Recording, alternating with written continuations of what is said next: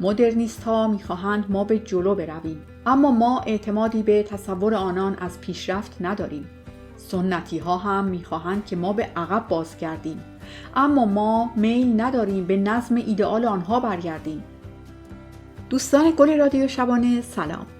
با یه قسمت دیگه از رمان زیبای حرامزاده استانبولی نوشته الیف شافاک در کنارتون هستم. امیدوارم تا به اینجا از شنیدنش لذت برده باشید و همچنان با من لیلی توی کانال رادیو شبانه همراه باشید. قبل از شروع ادامه این رمان لطفاً این ویدیو رو لایک کنید، کامنت بذارید و نظرات خودتون رو درباره این رمان با من به اشتراک بگذارید. فصل 5. وانیل. کافه کوندرا کافه کوچکی در یک خیابان تنگ و پرپیچ و خم در بخش اروپایی استانبول بود. تنها کافه شهر که کسی به خود زحمت بحث با گارسون را نمیداد و انعام برای سرویس بعد داده میشد. کسی نمیدانست که چرا کافه نام نویسنده معروف را بر خود دارد. نقطه کوری که وقتی می‌دیدی هیچ چیز در آنجا آدم را به یاد میلان کوندرا و یا یکی از رمان‌هایش نمی‌اندازد، بزرگتر هم می‌شد. بر هر 4 دیوار کافه صدها قاب در اندازه‌ها و اشکال مختلف نصب شده بود و پر بود از عکس، طرح و نقاشی. تعدادشان اینقدر زیاد بود که آدم به وجود دیوار در پس آنها شک می‌کرد. به نظر می رسید که تمام اتاق به جای آجر از قاب ساخته شده است. در هر قابی بدون استثناء تصویری از یک خیابان به چشم می خورد. جاده های بین شهری آمریکا، شاهراه های بی انتهای استرالیا، اتوبان های شلوغ آلمان، بولوارهای شکوهمند پاریس، خیابان های سنگفرش روم، مسیرهای باریک ماچو پیکچو، جاده‌های فراموش شده کاروان‌ها در شمال آفریقا و نقشه راه‌های تجاری در مسیر جاده ابریشم، همانطور که مارکوپولو ترسیم کرده بود. تصویر همه جاده‌های دنیا بود. مشتری‌ها از دکوراسیون بسیار راضی بودند و آن را آلترناتیوی مفید در برابر حرف‌های بی‌معنایی می‌دیدند که به هیچ جا نمی‌رسد.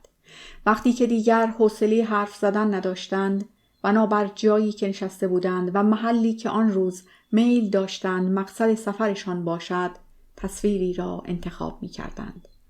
بعد نگاه خواب زدهشان روی آن متمرکز می‌شد و راه سفر به سرزمینی دور را در پیش می‌گرفتند. آرزو می‌کردند که آنجا باشند، جایی دیگر و نه اینجا. فردا می توانستند به سرزمینی دیگر بروند. هر قدر هم که با این تصاویر همسفر می شدند، یک چیز مسلم بود. هیچ کدامشان ربطی به میلان کوندرا نداشت.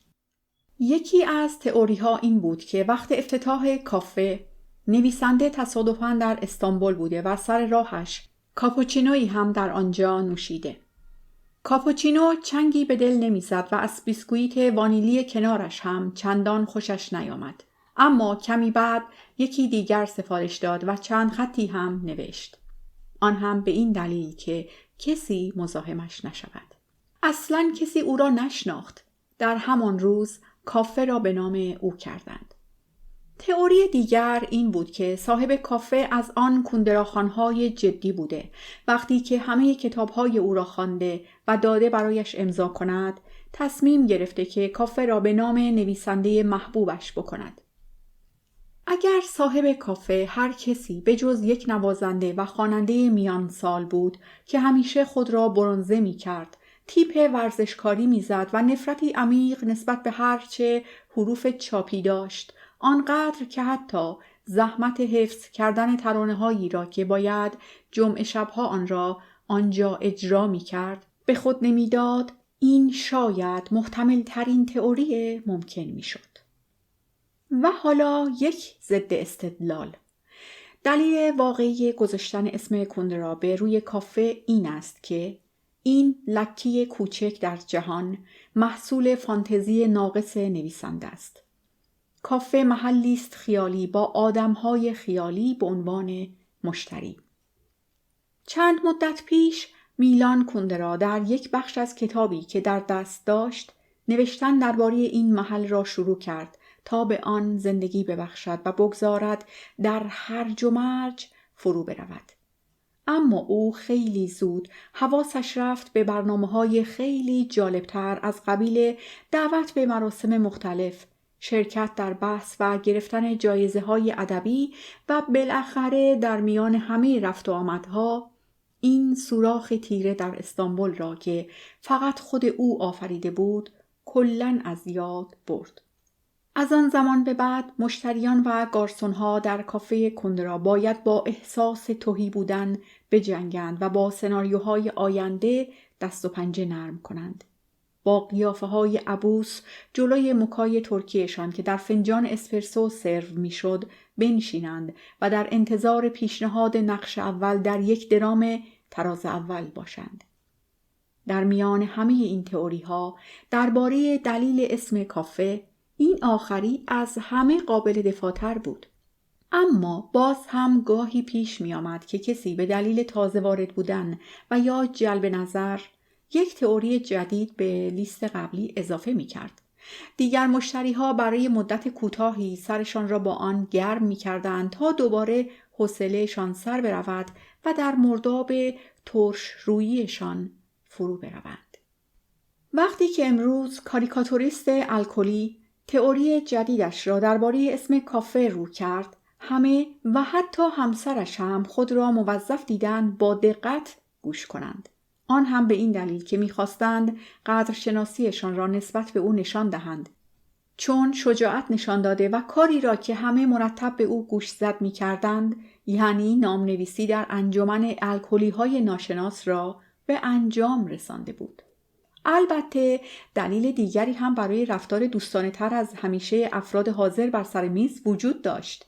امروز او برای دومین بار به خاطر کاریکاتور توهین‌آمیزی که از نخست وزیر کشیده بود متهم شناخته شد و اگر رئیس دادگاه او را در روز محاکمه محکوم می‌کرد ممکن بود تا 3 سال زندانی شود. کاریکاتوریست الکلی برای سری کارتون‌های سیاسیش معروف بود که در آن اعضای کابینه را به شکل یک گله گوسفند و نخست وزیر را به شکل گرگ می‌کشید.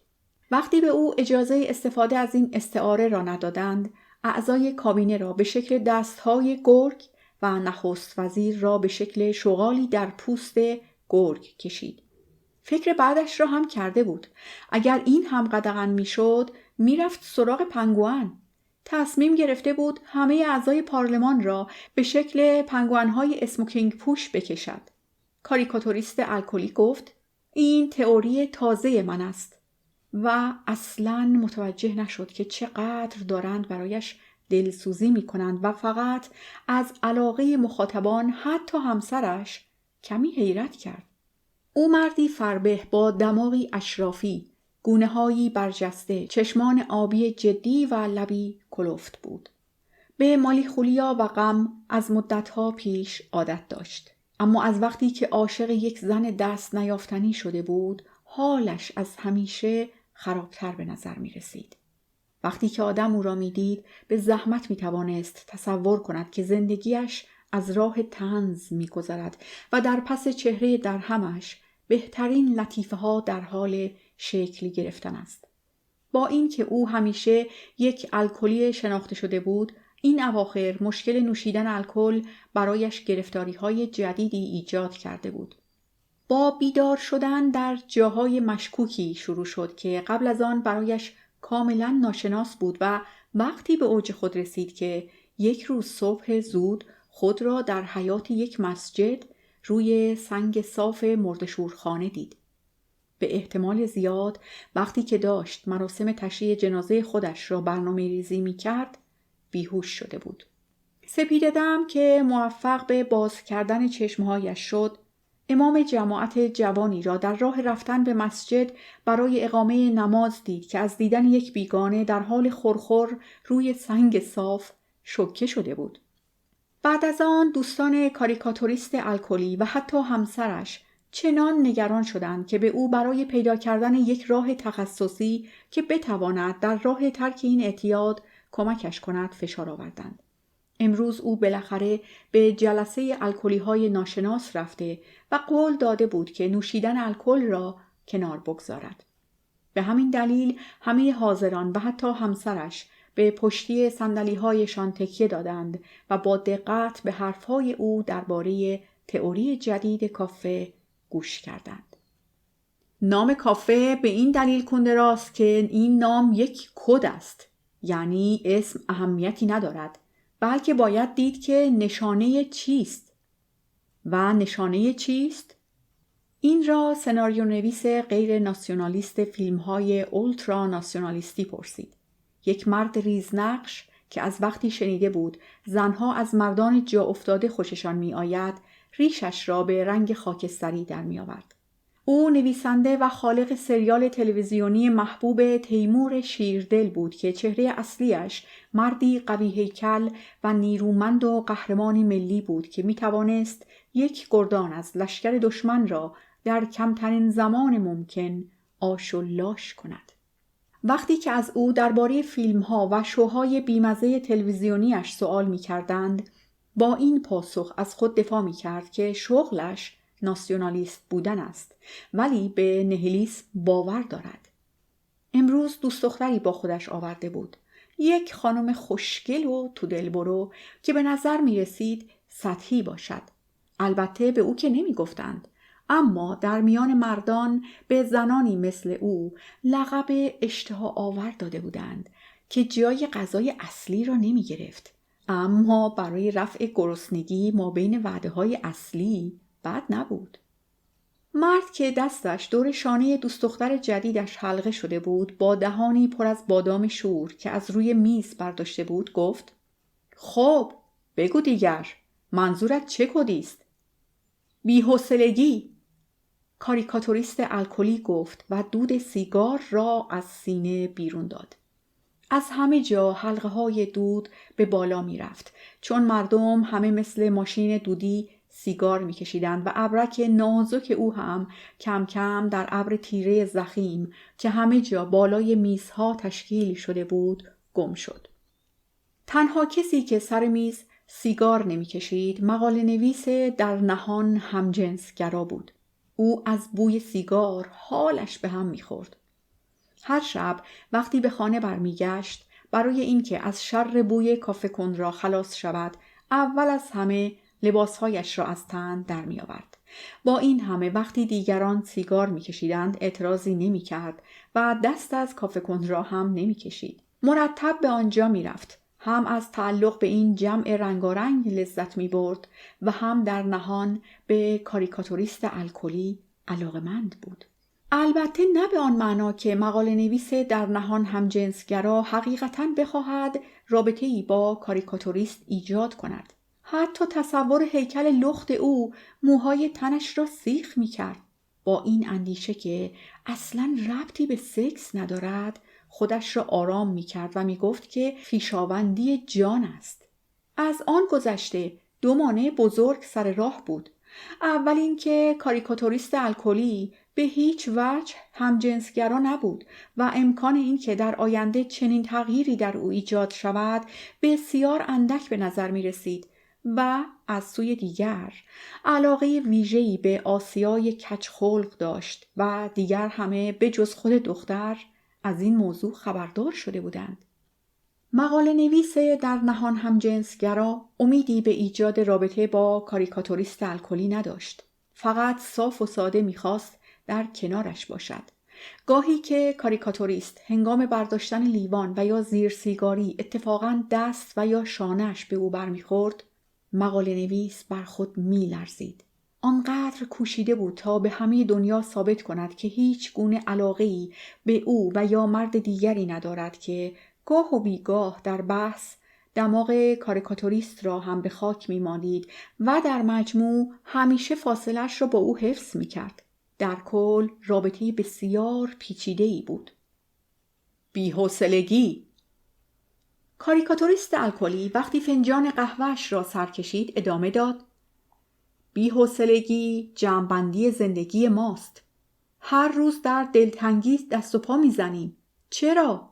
چون از ترس برخوردی فاجعه بار با فرهنگمان، خود را در این قفس خرگوش زندانی کرده ایم.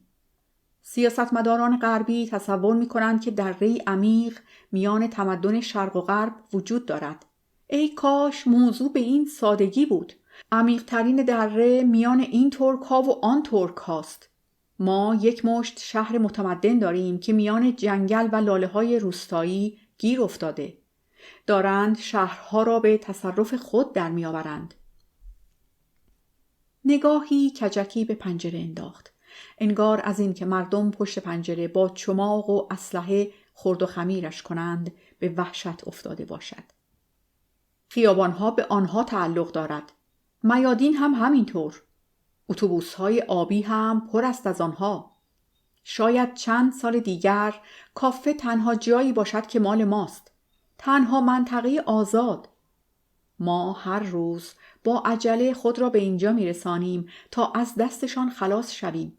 بله، از شر آنها. خدا مرا از دست آنها نجات بدهد. شاعر بی استعداد گفت چیزی که گفتی شعر است. به این دلیل که شاعر خیلی بی استعدادی بود، عادت داشت که همه چیز را با شعر مقایسه کند. ما این وسط گیر کرده ایم، میان گذشته و آینده. در یک سو مدرنیست‌های غربی و حکومتی که به راه انداختند و چنان به آن افتخار می‌کنند که کسی جرأت گفتن یک جمله انتقادآمیز را هم ندارد. آنها ارتش و نیمی از مردم را پشت سر خود دارند. در سوی دیگر سنتی‌های پایبند به ارزش‌های عثمانی و چنان شیفته آن که باز هم کسی به خود اجازه گفتن یک جمله انتقادآمیز را نمی‌دهد. آنها افکار عمومی و نیمی دیگر از مردم را در پشت سر خودشان دارند. این وسط برای ما چه چیزی باقی می‌ماند؟ سیگار را گذاشت بین لب‌های پرید رنگ و ترک خورده‌اش که تا آخر بیانیه اعتراضی طولانی همانجا ماند.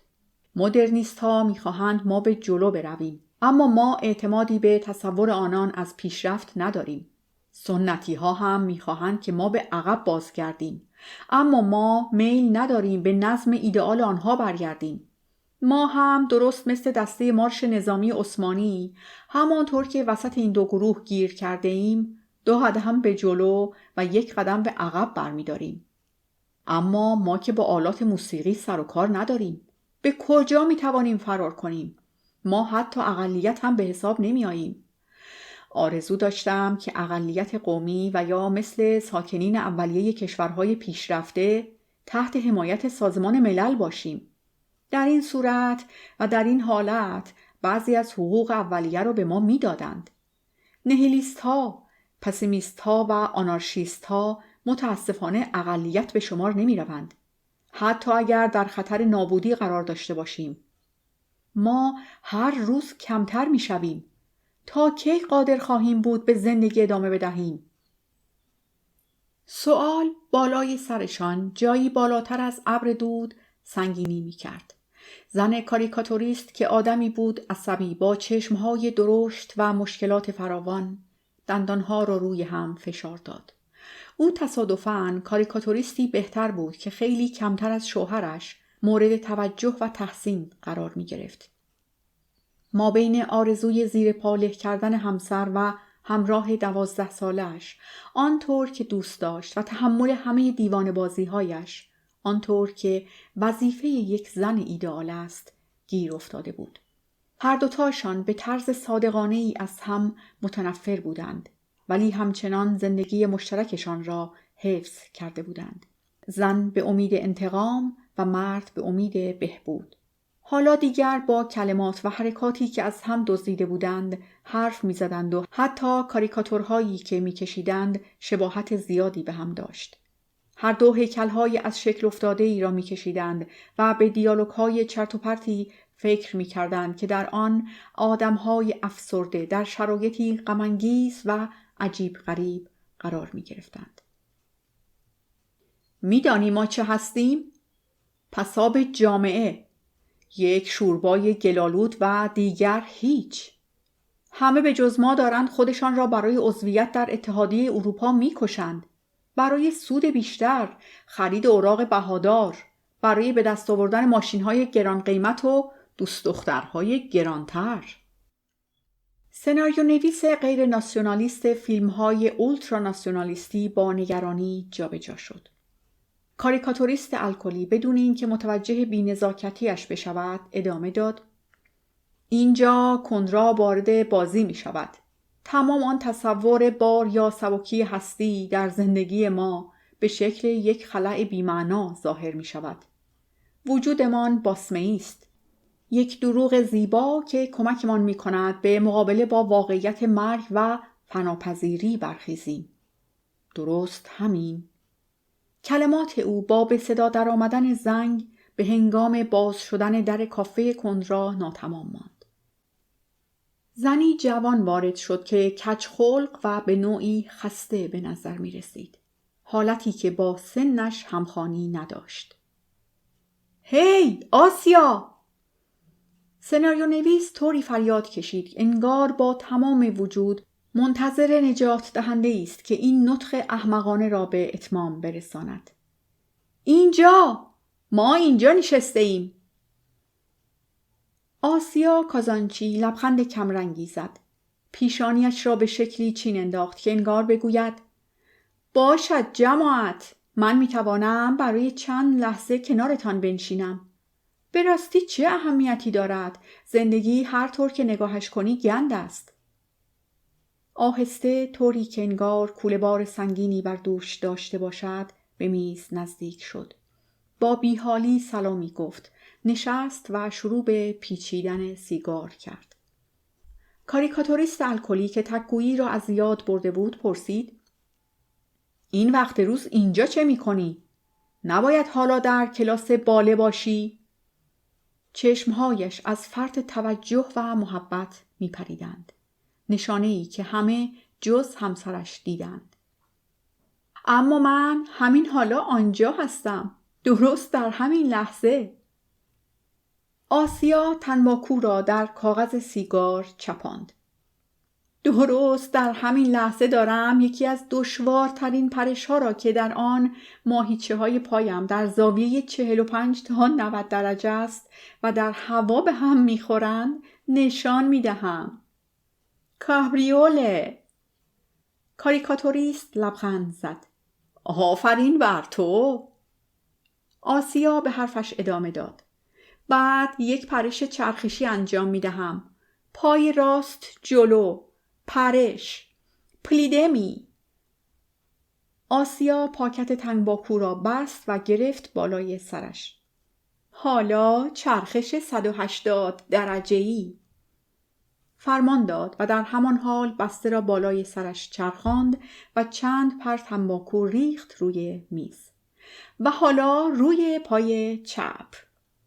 بسته کنار پیاله بادام زمینی فرود آمد. حالا یک بار دیگر تا دوباره به نقطه اول برسیم. درسته دوستان؟ شاعر خیلی بی استعداد زیر لبی گفت باله شعری است که با حرکات بدنمان می نویسیم. یک جور کرختی کج‌خلقانه بر جمع حاکم شد. جایی در دوردست هیاهو بود که در شهر پرسه می زد. ترکیبی از آژیر، بوق، جیغ و داد و خنده و صدای مرغان دریایی. چند مشتری جدید وارد شدند و چندتایی هم رفتند. یک گارسون با سینی پر از لیوان نقش زمین شد. یکی دیگر جارو و خاک‌انداز آورد و مشتریهای کافه هم با بیخیالی نگاهش کردند که چطور خرده شیشه ها را جمع می کند. اینجا گارسون ها خیلی زود عوض می شدند. ساعت کار طولانی و دستمزد کم بود. اما تا به حال پیش نیامده بود که گارسونی خودش برود. می گذاشتند اخراجشان کنند. کافه کندرا اینطوری بود. کسی که یک بار پا به اینجا می گذاشت آنقدر می ماند تا کسی بیاندازدش بیرون. در نیم ساعت بعد چند نفری از افراد میز آسیا کازانچی قهوه سفارش دادند و باقی آبجو. در دور بعدی گروه اول آبجو و دسته دوم قهوه نوشیدند و همینطور ادامه دادند. فقط کاریکاتوریست با آنکه اعصابش خراب و خرابتر میشد پشت سر هم قهوه تلخ نوشید و با بیسکویت وانیلی که همراهش سرو میشد ور رفت.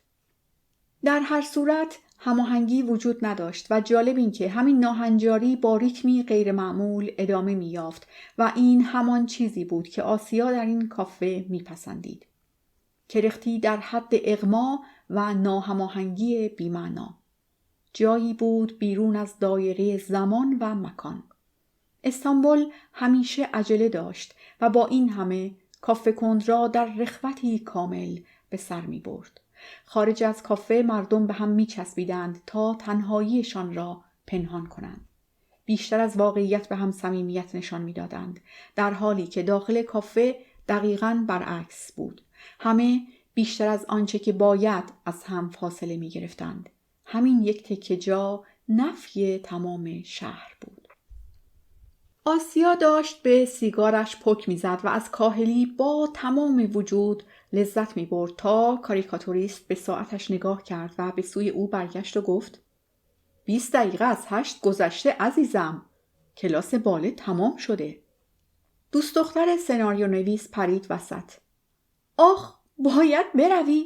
یعنی خانوادت اینقدر سنتی هستند؟ چرا مجبورت می‌کنند بروی باله با این که از قرار معلوم علاقه‌ای به این کار نداری؟ درست همین مشکل را همه دوست دخترهای سناریو نویس که البته مدت دوستیشان با او به اندازه عمر یک پروانه بود داشتند. آنقدر شوق دوستی با همه اعضای گروه در سرشان بود که سوالات خیلی خصوصی مطرح می‌کردند و اظهار نظرهاشان هم خیلی خصوصی بود. بدون آنکه درک کنند همین عدم علاقه جدی و صادقانه به مسائل خصوصی دیگران است که اعضای گروه را به هم جذب می کند. دوست دختر سناریو نویس بدون آنکه به چهره آسیا توجهی بکند به حرفش ادامه داد. چطور با همه خاله ها کنار می آیی؟ این همه زن، آن هم در نقش مادر و در زیر یک سقف. من حتی 1 دقیقه هم نمی توانستم تحمل کنم. این دیگر زیادی بود. در گروهی چنین مختلط، قانون نانوشته‌ای حکم فرما بود که نباید به هیچ وجه زیر پا گذاشته میشد. آسیا چینی به دماغش داد. او از زنها خوشش نمی آمد. شاید اگر خودش هم زن نبود بهتر می توانست با آنها کنار بیاید. همیشه در برخورد با زنها 2 حالت پیش می آمد. یا منتظر می ماند ببیند که از آنها متنفر می شود و یا از همان آغاز از آنها بدش می آمد. من خانواده‌ای در آن شکل معمول و شناخته شدهش ندارم. آسیا نگاه تحقیرآمیزی به او انداخت، به این امید که با گفتن جمله بعدی او را سر جایش بنشاند. اما همان وقت نگاهش افتاد به یک قاب براق نقره‌ای که بر دیوار بالای شانه چپ زن قرار داشت. عکسی از جاده تالاب سرخ در بولیوی.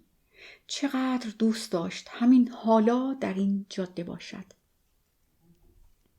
قهوه‌اش را سر کشید، سیگارش را خاموش کرد و در عین حال یکی دیگر پیچید و گفت ما یک گله جانور ماده هستیم که ناچار شده ایم با هم زندگی کنیم. اسم این را که نمیگذارند خانواده. شاعر خیلی بی استعداد اعتراض کرد. اما دقیقاً به همین میگویند خانواده عزیزکم. و درست در همان لحظه یادش آمد که مسن‌ترین فرد گروه است. نه فقط از نظر سنی، بلکه به نسبت اشتباهاتی که در زندگی کرده بود.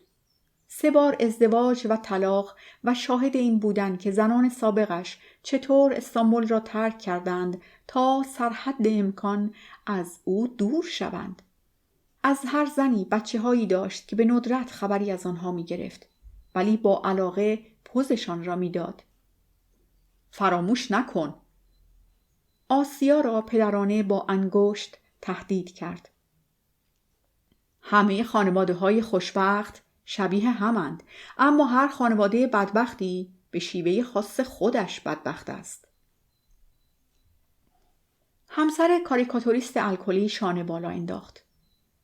تولستوی می توانست چنین مزخرفاتی سرهم کند. زنی داشت که مراقب همه کارها بود. یک گله بچه را بزرگ کرد و مثل اسب بارکش جان کند تا حضرت اجل تولستوی بزرگ بتواند وقتش را به نوشتن رمان بگذراند.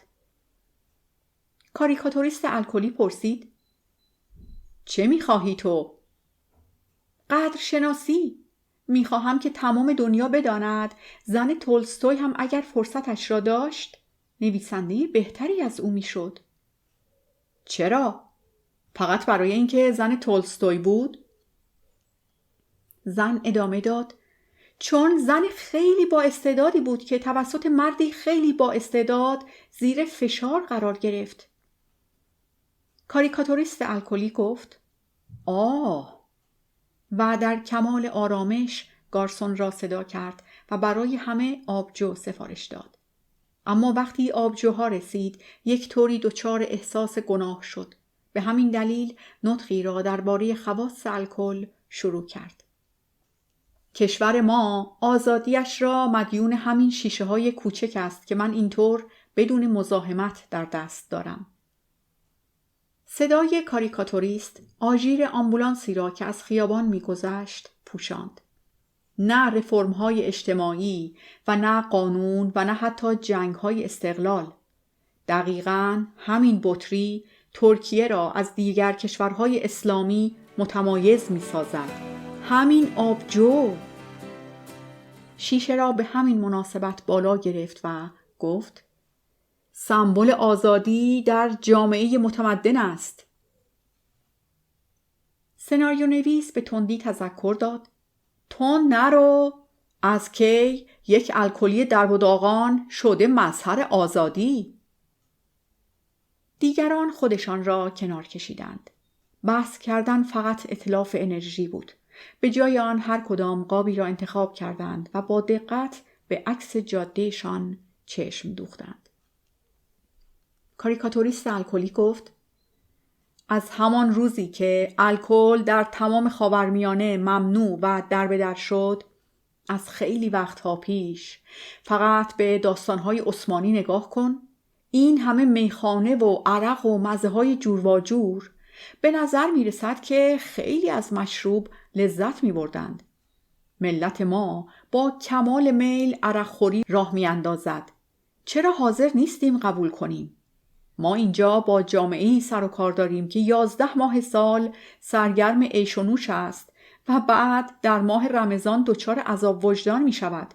توبه می کند و روزه می گیرد تا دوباره همین که ماه به پایان رسید برگردد سر خانه اولش. دلیل این که قوانین شریعت اینجا پیاده نمی شود و بنیادگراها نتوانستند به اندازه دیگر کشورها قدرت بگیرند فقط ریشه در سنت‌های دیرین ما دارد. اگر در ترکیه چیزی مثل دموکراسی حاکم است، دلیلی جز همین الکل ندارد. همسر کاریکاتوریست الکلی با لبخندی خسته گفت: پس چرا نمی نوشیم؟ و چه دلیلی بهتر از این که به سلامتی آقای چرخش روی 60 بنوشیم؟ چه بود اسمش؟ سشتی. آسیا تصحیحش کرد و یک بار دیگر به روزی که برای گروه درباره کلاس باله‌اش نطق کرده و تصادفاً اسم سشتی را هم به کار برده بود لعنت فرستاد. همه عاشقش شدند. از آن روز به بعد همیشه یکی به سلامتی او گیلاسش را بالا می برد. به سلامتی رقصنده‌ای که چرخش روی 60 پا را وارد رقص کرده بود.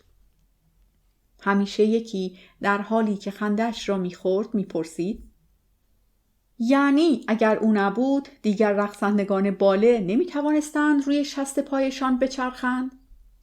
و یکی دیگر دنباله حرف را می‌گرفت: واقعاً چه چیزی در کلش بود؟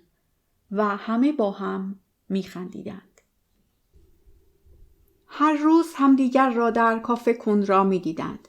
شاعر خیلی بی استعداد، سناریو نویس غیر ناسیونالیستی که فیلمنامه‌های اولترا ناسیونالیستی می‌نوشت و آن که در همان زمان دوست دخترش بود، کاریکاتوریست الکلی و همسر کاریکاتوریست الکلی، مقاله نویس همجنسگرای نهانی و آسیا کازانچی. خیلی پایین تر از سطح تنشی در میانشان وجود داشت که فقط منتظر بود صحبت‌های روزانه فرصتی در اختیارش بگذارد تا بالا بیاید و خود را نشان بدهد. تا به حال که همه چیز خوب پیش رفته بود. بعضی روزها کسانی را هم با خود می آوردند. همکار و یا دوست و یا یک نفر غریبه. بعضی روزها هم تنها می آمدند. گروه یک تشکیلات خودگردان بود که در آن اختلافات فردی به نمایش گذاشته می شد، اما هیچ وقت دست بالا را نداشت. انگار که تشکیلات زندگی مستقلی خارج از افرادی که آن را تشکیل می دادند داشته باشد. در میان آنها بود که آسیا به آرامش درونی می رسید. کافه کوندرا پناهگاهش بود.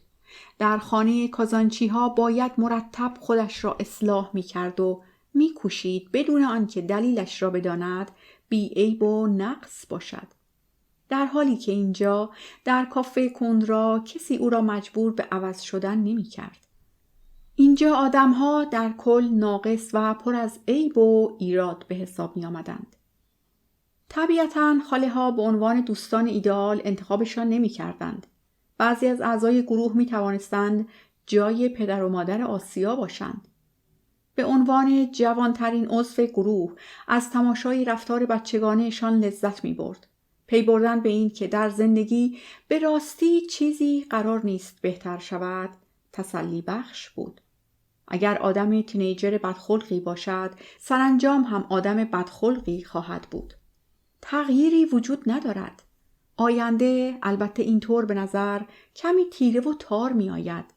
اما آسیا به خود تسلی می داد حداقل ثابت می شود که قرار نیست آنطور که خاله ها روز و شب تلاش می کردند که در مغزش فرو کنند آدم کسی دیگر و بهتر بشود و چون قرار نبود با گذشت زمان چیزی عوض شود و این کجخلقی برطرف گردد آسیا می توانست همچنان از اخلاق بد خود لذت ببرد. آسیا اعلام کرد روز تولدم است و از خودش تعجب کرد چون اصلاً برنامه نداشت چنین چیزی را اعلام کند. کسی پرسید واقعاً؟ شاعر خیلی بی استعداد در آمد که چه تصادفی، روز تولد دختر کوچک من هم هست. این بار آسیا گفت واقعاً؟ پس تو در همان روزی متولد شدی که دختر من. دو قلو هستی تا. شاعر با شور و شوق و حرکات تئاتری یال و کوپال هنرمندانش را تکان داد. آسیا تصحیح کرد نه در همان ماه. موضوع همینجا خاتمه یافت. نه کسی تلاش کرد که او را در آغوش بگیرد و نه به فکر کسی رسید که کیک سفارش بدهد. به جای این همه شاعر شعری فاجعه بار برایش قرائت کرد. کاریکاتوریست به سلامتیش 3 بطری آبجو نوشید و همسر کاریکاتوریست کاریکاتوری از او روی دستمال سفره کشید. یک زن جوان عصبانی با موهای سیخ سیخی، سینه‌های خیلی درشت، دماغ عقابی، زیر یک جفت چشم تیز و باهوش. دیگران برایش قهوه سفارش دادند و سهم او را هم پرداختند. به همین سادگی. نه اینکه تولد آسیا را جدی نگرفته باشند. برعکس، موضوع را اینقدر جدی گرفتند که کمی بعد شروع به بررسی مفهوم زمان و میرا بودن انسان کردند و بعد به اینجا رسیدند که مرگ چه وقت به سراغشان خواهد آمد و آیا پس از مرگ زندگی دوباره‌ای خواهد بود؟ زندگی پس از مرگ وجود دارد و تازه اوضاع بدتر هم می شود. بنابراین تا وقتش را دارید لذت ببرید. و این نظر اکثریت افراد گروه بود. بعضی ها به فکر فرو رفتند و دیگران وسط کار دست کشیدند و به این تصویر یا آن تصویر جاده روی دیوار پناه بردند. چنان وقت می کشتند که انگار کسی آن بیرون در انتظارشان نیست. انگار اصلاً دنیای بیرون وجود ندارد. کم کم ماسکی که بر چهره داشتند تبدیل به لبخند خوش یک آدم بی‌تفاوت شد و چون دیگر توان، انگیزه و نیاز به ادامه صحبت نداشتند، هرچه عمیق‌تر در آبهای بی‌تفاوتی فرو رفتند و فقط با این سؤال سر خود را گرم کردند که آخر چرا این نقطه از جهان کافه کندرا نام دارد. سر ساعت 9 شب آسیا کازانچی پس از خوردن یک شام مفصل و خاموش شدن چراغ‌ها، در میان خواندن ترانه تولد مبارک و دست زدن حاضرین، شمع‌ها را بر روی کیک سیب 3 طبقه کاراملی خیلی شیرین با تاج خامه لیمویی خیلی ترش فوت کرد. فقط موفق به خاموش کردن 1/3 شد. باقی را خاله‌ها، مادر بزرگ و پتیت ما که از هر سو مشغول فوت کردن بودند خاموش کردند. خاله فریده که داشت دوباره چراغ‌ها را روشن می‌کرد پرسید: کلاس باله امروز چطور بود؟ آسیا لبخند زد. خب البته کمرم از آن همه تمرینات کششی که معلم باله ما را مجبور به انجامش کرد کمی درد گرفت، اما اعتراضی ندارم.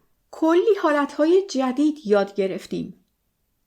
صدایی که شک و تردید از آن پیدا بود پرسید: که اینطور؟ چی مثلا؟ آسیا گفت: خب، و اولین گاز را به کیک زد. بگذارید ببینم، من پتیت یته یاد گرفتم. یک پرش کوچک و بعد چرخش و پرواز مثل هواپیما. خاله فریده اشاره کرد: ما واقعاً با یک تیر 2 نشان میزنیم. پول یک کلاس باله رو میدهیم و او باله و فرانسوی یاد میگیرد. کلی پول پس انداز میشود. همه جز خاله زلیحا تایید کردند. او با برق تردید در چشمهای سبز زمردین خودش را به چهره دختر نزدیک کرد و با صدایی که تقریباً شنیده نمیشد گفت: نشانمان بده. آسیا به خود لرزید. دیوانه شدی؟ این حرکات را که من نمیتوانم وسط اتاق نشیمن انجام بدهم. برای این کار احتیاج به استودیو و کمک معلم دارم. اول از همه باید خودم را گرم کنم. تمرینات کششی و تمرکز لازم است و از اینها گذشته. همیشه آنجا موسیقی داریم.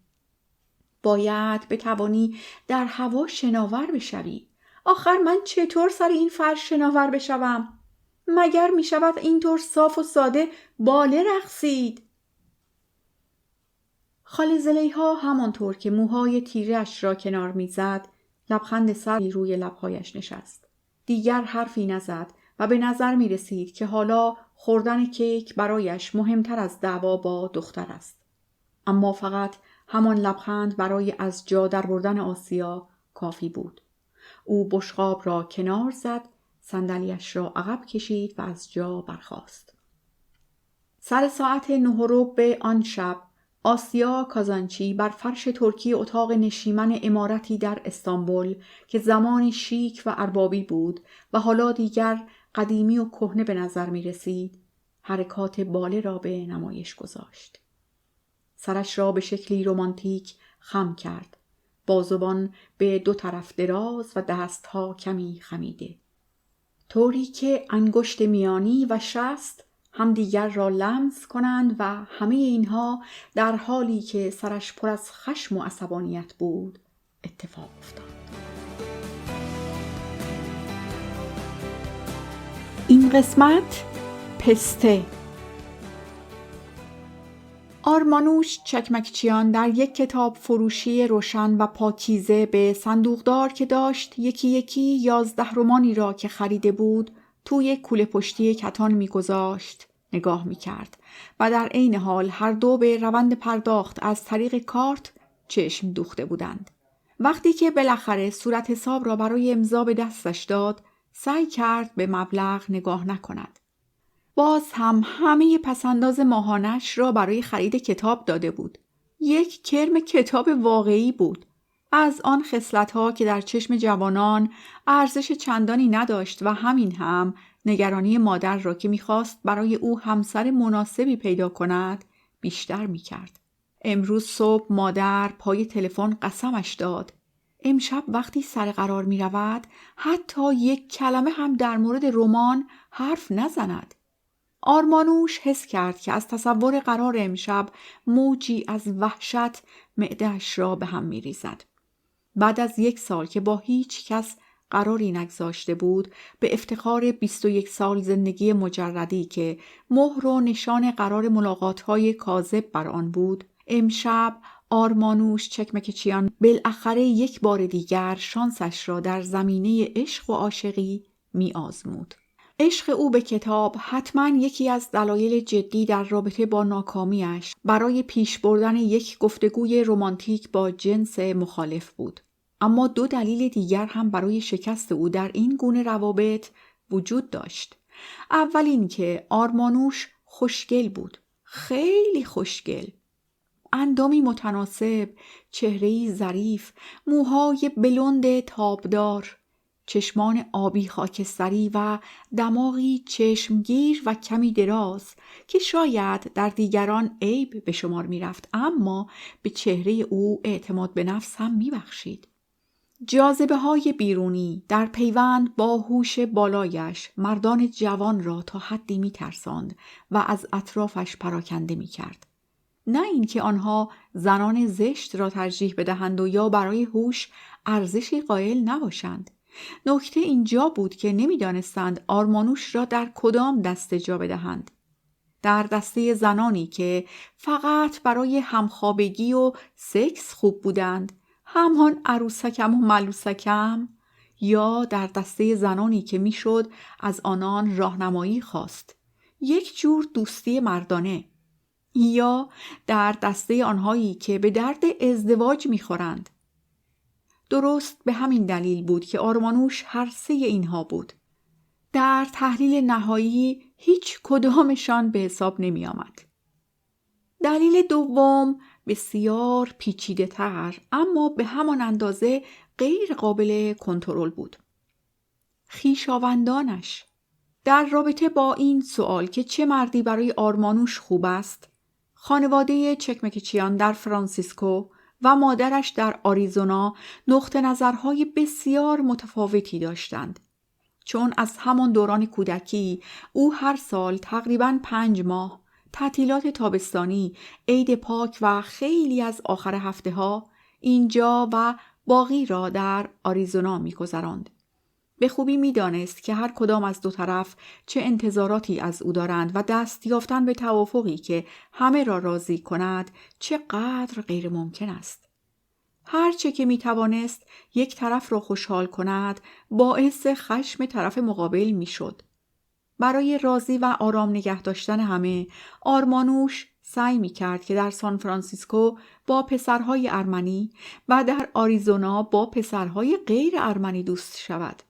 اما سرنوشت بازی‌های خودش را داشت. چون در سان فرانسیسکو او فقط به پسرهای غیر ارمنی علاقه‌مند می‌شد، در حالی که در آریزونا هر 3 پسری که مورد توجه او قرار گرفتند آمریکایی‌های ارمنی تبار بودند، نکته‌ای که باعث سرخوردگی شدید مادرش شد. آرمانوش که کوله سنگین و کوله‌باری از نگرانی و اضطراب بر دوش داشت، در همان حال که باد به شکل اسرارآمیزی در گوشش میپیچید و زوزه میکشید، از میدان اپرا گذشت. در راه نگاهش به زوج جوانی که در کافه اپرای ماکس نشسته بودند افتاد که یا از ساندویچ بزرگ گوشت گاوشان بیف راضی نبودند یا همین حالا با هم دعوایشان شده بود. آرمانوش همانطور که به خیابان ترک میپیچید با کمی خوشحالی فکر کرد خدا رو شکر که من مجردم. سالها پیش وقتی که هنوز نوجوان بود، یک بار که داشت به دختری ارمنی آمریکایی که ساکن نیویورک بود شهر را نشان میداد، به این خیابان که رسیدند دختر چهره در هم کشید. اینها همه جا هستند. همینطور است. همه جا بودند. یکی از آنها حتی با مادرش ازدواج کرده بود. این را البته آرمانوش به دختر نگفت. درباره ناپدریش با دوستان ارمنی حرفی نمی‌زد. به غیر ارمنی ها هم چیزی نمی گفت. حتی به آنها که فقط به زندگی خود فکر می کردند و برایشان ماجرای اختلافات ترک و ارمنی کاملاً بی تفاوت بودند هم چیزی بروز نمی داد. آرمانوش می دانست که این راز خیلی سریع پخش خواهد شد، مثل غبار در باد، و به همین دلیل ترجیح می داد سکوت کند. تا وقتی که هیچ کس آن نکته خاص را نمی دانست، همه برخوردشان عادی بود. این را آرمانوش از همان دوران کودکی فهمید. به راستی برای یک غریبه که مادرش یکی از آنان بود، چه چیزی عادی تر از این که با غریبه دیگر ازدواج کند؟ چون دوستانش دقیقاً اینطور فکر می کردند. ناپدری آرمانوش برای همه آمریکایی بود. به احتمال زیاد اهل مناطق مرکزی غرب آمریکا. در خیابان ترک از یک پانسیون که بیشتر هم جنسگراها در آن رفت آمد داشتند، یک مغازه خاورمیانه‌ای و بازارچه تایلندی گذشت. با مردمی از همه قشرها و شغلها همقدم شد تا سوار اتوبوس تاریخی شهر به سمت راشیان هیل شود. همانطور که سرش را به شیشه غبارآلود تکیه داده بود، به آن من دیگر در هزار توی برخس فکر می کرد و در عین حال می دید که چطور پاره‌های مه در افق بالا می رود. آرمانوش هم یک من دیگر با خود داشت که هر کجا می رفت از پیش می آمد. او این شهر را که هیجان و شتابش او را سر ذوق می آورد دوست داشت. از دوران کودکی از آمدن به اینجا و زندگی با پدر و مادر بزرگ شوشان لذت می برد. برعکس مادر، پدرش دیگر ازدواج نکرد. آرمانوش می دانست که در گذشته زنهایی در زندگی او وجود داشتند، اما هیچ کدامشان را به او معرفی نکرد. یا رابطه آنقدر جدی نبود و یا پدرش نمیخواست به هیچ وجه او را نگران کند. به احتمال زیاد وجه دوم درست تر بود. این بیشتر با شخصیت بارسام چکمکچیان سازگاری داشت. آرمانوش او را از خود گذشته ترین و بی جنسیت ترین مرد این دنیا می دید و هنوز از خود می پرسید چطور زنی چون روز که مرتب سرگرم خود و مشکلاتش بود سر راه او قرار گرفت. نه اینکه آرمانوش مادرش را دوست نداشته باشد، به شیوه خود دوستش داشت، اما مواقعی پیش می آمد که حس می کرد عشق ناخشنود مادر دارد به او فشار می آورد. بعد به سان فرانسیسکو و به آغوش خانواده چکمکچیان می گریخت. جایی که عشقی خشنود اما پرمطالبه در انتظارش بود. پس از پیاده شدن پایش را تند کرد. مت هاسینگر ساعت 7:30 می آمد دنبالش. پس او فقط کمتر از 1.5 ساعت وقت داشت که آماده شود. یعنی دوش بگیرد و لباس بپوشد. شاید همان لباس فیروزه‌ای که همه می گفتند به او می آید. همه‌اش همین بود، نه آرایش و نه زیورآلات. برای این قرار ملاقات نه خیلی شلوغ می کرد و نه انتظار چندانی از آن داشت. اگر خوب پیش می رفت که چه بهتر، اگر نمی شد هم که آمادگیش را داشت. در کشاکش با مهی که چون طاق نصرت بر شهر سایه افکنده بود، 10 دقیقه بعد از 6 به ورودی خانه مادر بزرگ رسید. آپارتمانی با 2 حمام بزرگ در راشیان هیل، یک محله زنده که در تندترین شیب تپه سان فرانسیسکو ساخته شده بود. سلام عزیزم، به خانه خوش آمدی. عجیب بود که به جای مادر بزرگ عمه سورپون در را به رویش گشود. من دیگر دلم برایت تنگ شده بود.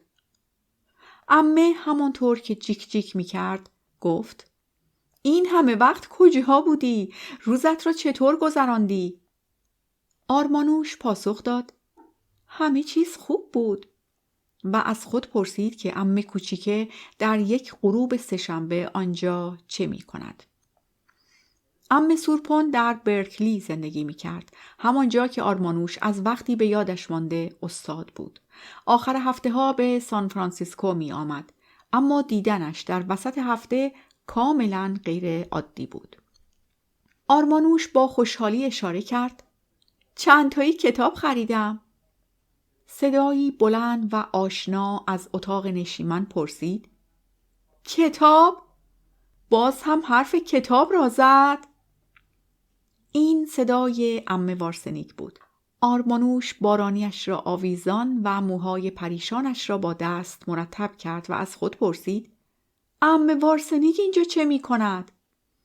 دختران دوقلویش که در مسابقات بسکتبال شرکت داشتند امشب از لس آنجلس می رسیدند.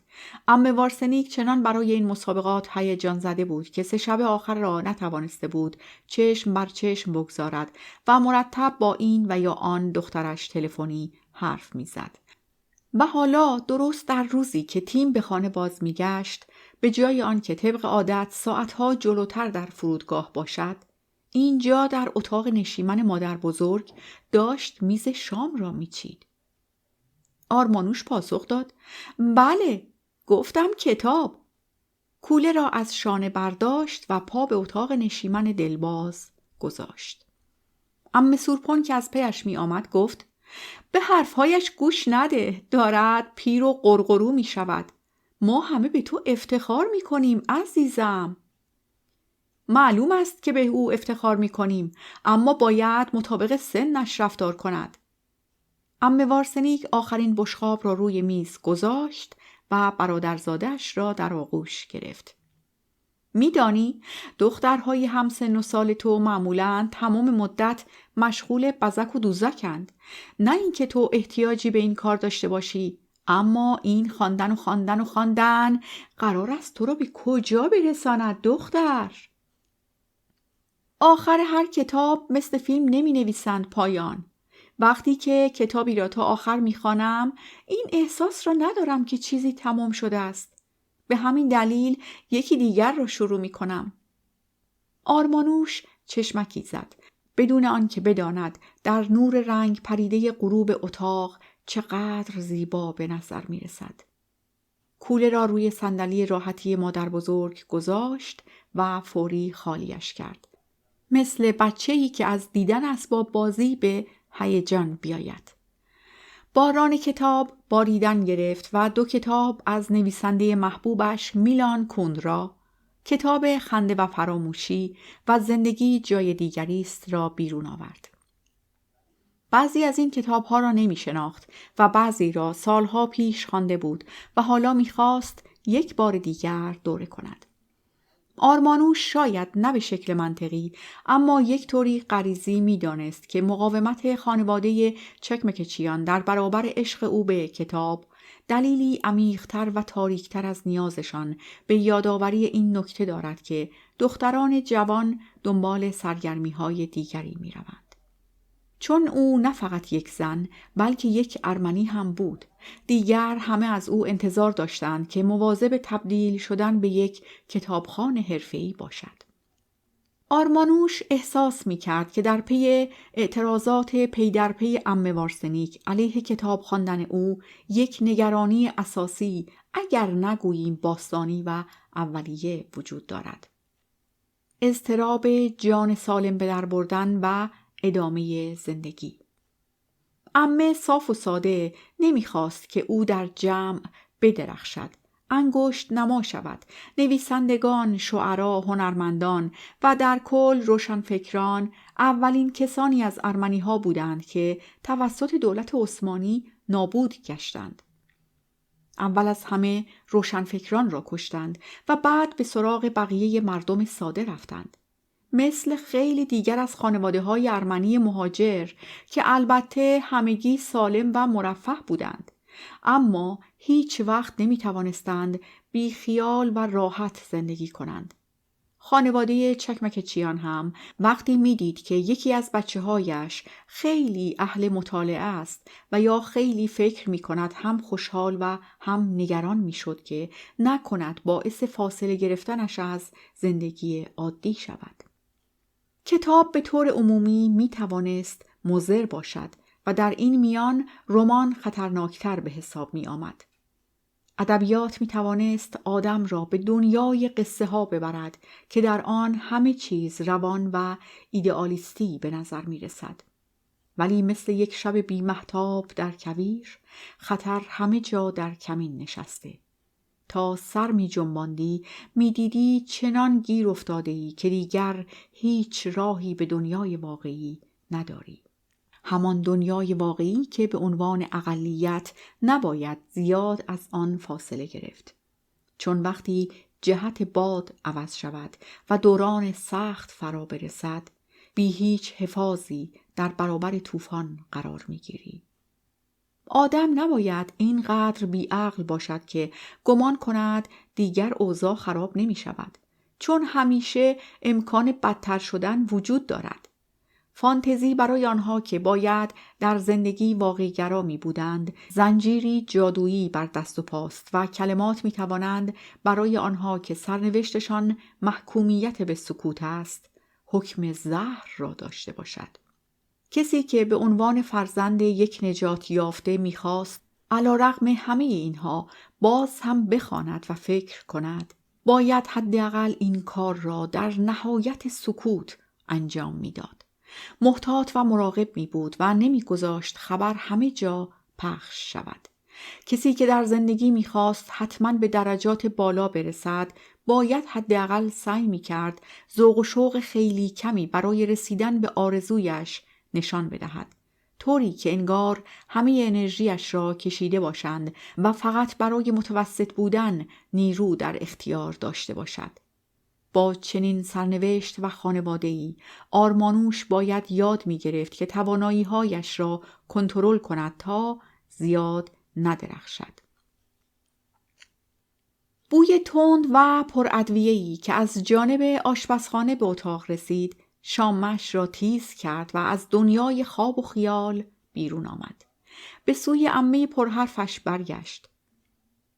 برای شام میمانی؟ خاله وارسنیک زیر لبی گفت خیلی کوتاه، باید بروم فرودگاه. امشب دوقلوها بر می گردند. فقط آمدم سری به شما بزنم. این گوشت بره را برایتان آوردم و از آن گذشته. چهره عمه از غرور برق زد. 3 بار می توانی حدس بزنی. برایمان از ایروان باسترما رسیده. باسترما همون گوشت نمکسود شده است. آرمانوش چینی به پیشانی انداخت. آخر من که امشب اصلا نمیتوانم گوشت بره و باسترما بخورم. بوی سیر میگیرم. مشکلی نیست. اگر بعدش دندانت را بشوری و یک آدامس با طعم نعنا بجوی، کلاً هیچ بویی نمیگیری. خیالت راحت. این را عمه زاروهی که با یک بشقاب موساکای تزیین شده با جعفری و برش‌های لیمو وارد شده بود گفت. بشقاب را روی میز گذاشت و به روی برادرزاده خودش آغوش گشود. آرمانوش هم بغلش کرد و پرسید که او دیگر اینجا چه می کند؟ ولی فوری پرده از جلوی چشمانش کنار رفت. واقعاً چه تصادف برنامه ریزی شده ای؟ تمام خانواده چکمکچیان درست در همان زمانی که آرمانوش قرار ملاقات داشت در خانه مادر بزرگ شوشان گرد هم آمده بودند. هر کدام بهانه‌ای داشتند، اما در حقیقت منظورشان این بود که این مدحاسینگر خوشبخت را که امشب می‌خواست دختر عزیز کردهشان را بیرون ببرد از نزدیک ببینند و در موردش نظر بدهند. می شود در حالتی که خانواده اینقدر به آدم نزدیک است مستقل بود؟ چطور می شد به افراد خانواده فهماند که لزومی ندارد با داشتن این همه گرفتاری شخصی برای او هم نگران باشند؟ چطور می شد از شر میراث خانوادگی که او هم به بخشی از آن افتخار می کرد خلاص شد؟ چطور میشد در برابر محبت دیگران و عزیزان ایستاد؟ اصلاً میشد با لطف و خوبی مبارزه کرد؟ آرمانوش اعتراض کرد. هیچ کدام اینها اثری ندارد. نه خمیردندان، نه آدامس و نه حتی این مایه خوشبو کننده بدطعم دهان با مزه نعنا. هیچ چیز در جهان نمیتواند بوی باسترما را ببرد. 1 هفته طول میکشد تا از شرش خلاص شوی. کسی که باسترما میخورد روزها نفس، عرق و بوی بدنش سرشار از باسترما و بوی سیر است. حتی ادرارش هم همین بو را میدهد. ادرار چه ربطی به قرار ملاقات دارد؟ این را البته آرمانوش به زحمت از پشت سر شنید. عمه وارسنی که متحیر مانده بود داشت در گوشی از عمه سورپن میپرسید. آرمانوش همچنان در حال اعتراض اما بدون علاقه به دعوا و مرافعه با افراد خانواده به حمام رفت و دید که دایی دیرکان نشسته و سرش را فرو برده در کمد زیر دستشویی. آرمانوش فریاد کشید: دایی! هلو! دیرکان استانبولیان از داخل کمد پاسخ داد. آرمانوش زیر لبی گفت: خانه پر از شخصیت‌های چخوفی شده. پژواک صدایی از زیر دستشویی گفت: اگر اینطور فکر می‌کنی باشد. آنجا چه می‌کنی دایی؟ مادر بزرگت مرتب از دست این شیر دستشویی کلافه بود. می‌دانستی؟ من هم امشب از خودم پرسیدم که چرا مغازم را زودتر نبندم و به شوشان سری نزنم و این را تعمیر نکنم. آرمانوش در حالی که سعی می‌کرد لبخندش را پنهان کند خندید و گفت: تازه فهمیدم. حالا خودش کجاست؟ دیرکان همانطور که سرش را از کمد بیرون می آورد تا ابزاری را بردارد و دوباره کلش را بکند داخل کمد گفت: رفته کمی استراحت کند. در این سن و سال چه کار می شود کرد؟ بدن آدم به خواب نیاز دارد. اما نگران نباش، 7:30 بیدار می شود. بعد با صدایی عصبی از او خواست: آن انبر قفلی را می دهی؟ این یکی انگار خراب است. 7:30. انگار همه افراد خانواده ساعت بدنشان را روی دقیقه‌ای که مت هاسینگر در خانه را به صدا در می آورد تنظیم کرده باشند. آرمانوش با اخم نگاهی به جعبه ابزار روی زمین کرد که در آن بالای 100 وسیله جور و جور در همه اندازه ها به چشم می‌خورد. پیش از آن که تصادفاً انبر قفلی را پیدا کند، یک دستگاه لوله بازکنی و یک انبر زنجیری لوله‌ای داد به دست دایی. بدبختانه این یکی انبر هم خراب بود. وقتی آرمانوش به این نتیجه رسید که تا دایی این تعمیرکار غیر قابل تحمل در حمام است، امکان دوش گرفتن وجود ندارد. بنابراین به اتاق خواب مادر بزرگ رفت. در را کمی باز کرد و سرک کشید. دید به خواب سبکی فرو رفته، اما با آسودگی خاصی که فقط نزد زنان سال خورده‌ای که فرزندان و نوه‌هایشان را در کنار دارند به چشم می‌خورد. زنی لاغرندام که همیشه بار سنگینی را بر پیکر ظریف خود حمل می‌کرد.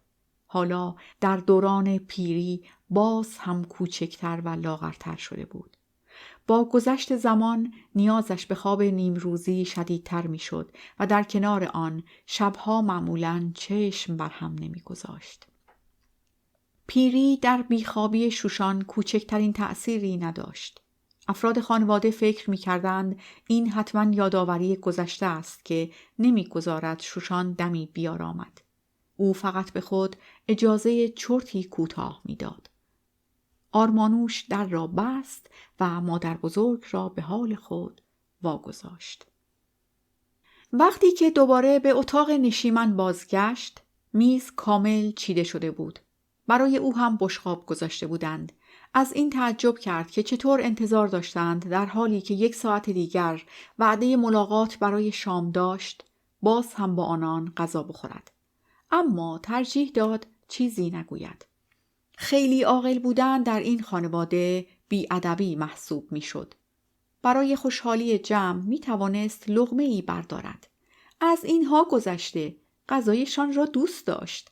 مادرش در آریزونا تمام تلاشش را می‌کرد که پای غذای ارمنی به اجاقش باز نشود و از این که نزد دوستان و همسایگان تا میشد آن را خراب کند کمال لذت را می‌برد. 2 خوراک در بالای لیستش قرار داشتند: پای گوساله و روده پر شده. آرمانوش گفتگوی روز با همسایه‌شان خانم گرنلی را به خاطر آورد. خانم گرنلی با رد پایی از نفرت در صدایش گفت: حال آدم به هم می‌خورد. واقعاً روده می‌خورند؟ روز با هیجان سر تکان داد. معلوم است. حرفم را باور کنید. بهش سیر و ادویه میزنند. تویش را با برنج پر میکنند و میلنبانند. هر 2 زن شروع به هرهر و کرکر کردند و حتما اگر ناپدری آرمانوش به آنان رو نمی کرد و نمی گفت که از چه حرف میزنید؟ نکند مونبار را میگویید. شما هم باید یک بار امتحان کنید. واقعا لذیذ است. به جاهای دیگری هم میرسیدند. وقتی که مصطفی اتاق را ترک کرد، خانم گرنلی یواشکی گفت: این هم ارمنی است؟ روز هم آهسته پاسخ داد: معلوم است که نه، فقط چند تا چیز مشترک دارند. صدای تیز زنگ در آرمانوش را از خیالات بیرون کشید و دیگران هم با دست پاچگی از جا پریدند. هنوز 7 هم نشده بود. از قرار وقت شناسی جزو خصوصیات متاسینگر نبود. هر 3 عمه انگار با فشار یک دکمه دم در حاضر شدند، اما هیچ کدام بازش نکردند. دایی دیرکان سرش را از کمدی که همچنان در آن فرو رفته بود در آورد و مادر بزرگ شوشان با وحشت چشم گشود. فقط آرمانوش آرام و خونسرد ماند. با قدم‌های مطمئن به سمت در رفت و زیر نگاه‌های مات عمه‌ها آن را گشود. دادی! با خوشحالی ادامه داد: من فکر می‌کردم که امشب جلسه داری. چطور اینقدر زود رسیدی؟ پیش از آن که سؤالش را تا آخر بگوید، حس کرد که از جواب خبر دارد. بارسام چکمکچیان یکی از آن لبخندهای گرمش را زد که در ضمن آن گونه‌هایش چال می‌افتاد. دخترش را در آغوش گرفت. در چشمانش برق غرور و کمی نگرانی به چشم می‌خورد. رو به آرمانوش گفت: بله، اما باید عقب می‌انداختیم. و همینطور که او از تیررس دور شد پرسید: آمده؟ آخرین نیم ساعت پیش از رسیدن متاسینگر پر از نگرانی‌های جور و جور بود. البته نه برای آرمانوش. مجبورش کردند لباس‌های مختلفی را امتحان کند تا اینکه همه روی یک لباس توافق کردند.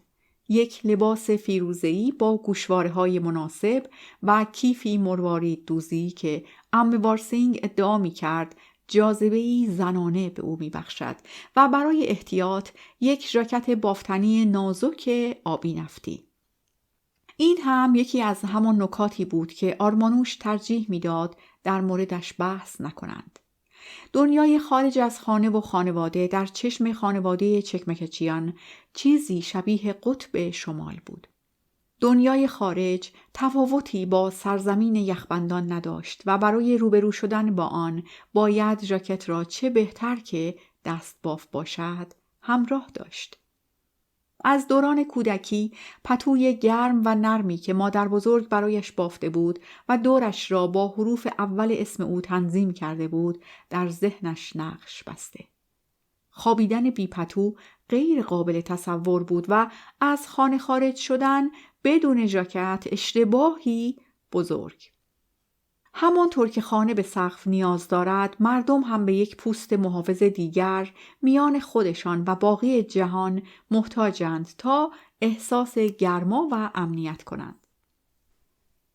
بعد از آن که آرمانوش برای پوشیدن ژاکت اعلام آمادگی کرد و بخش لباس پوشیدن خاتمه یافت، خانواده خواست بعدی را مطرح کرد که در تناقض با روح آن شب بود.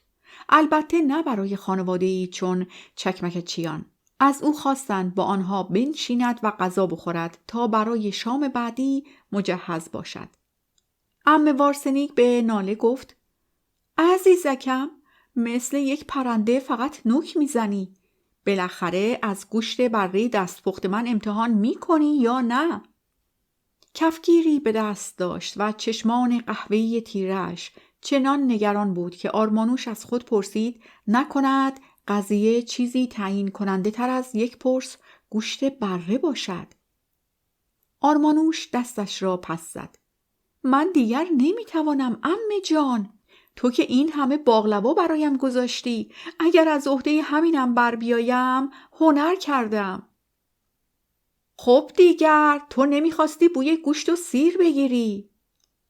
این را عمه سورپن با لحنی که ردی از دلجویی در آن بود گفت: به همین دلیل برایت باقلوای پسته‌ای گذاشتیم که نفست عطر پسته بگیرد دختر جان.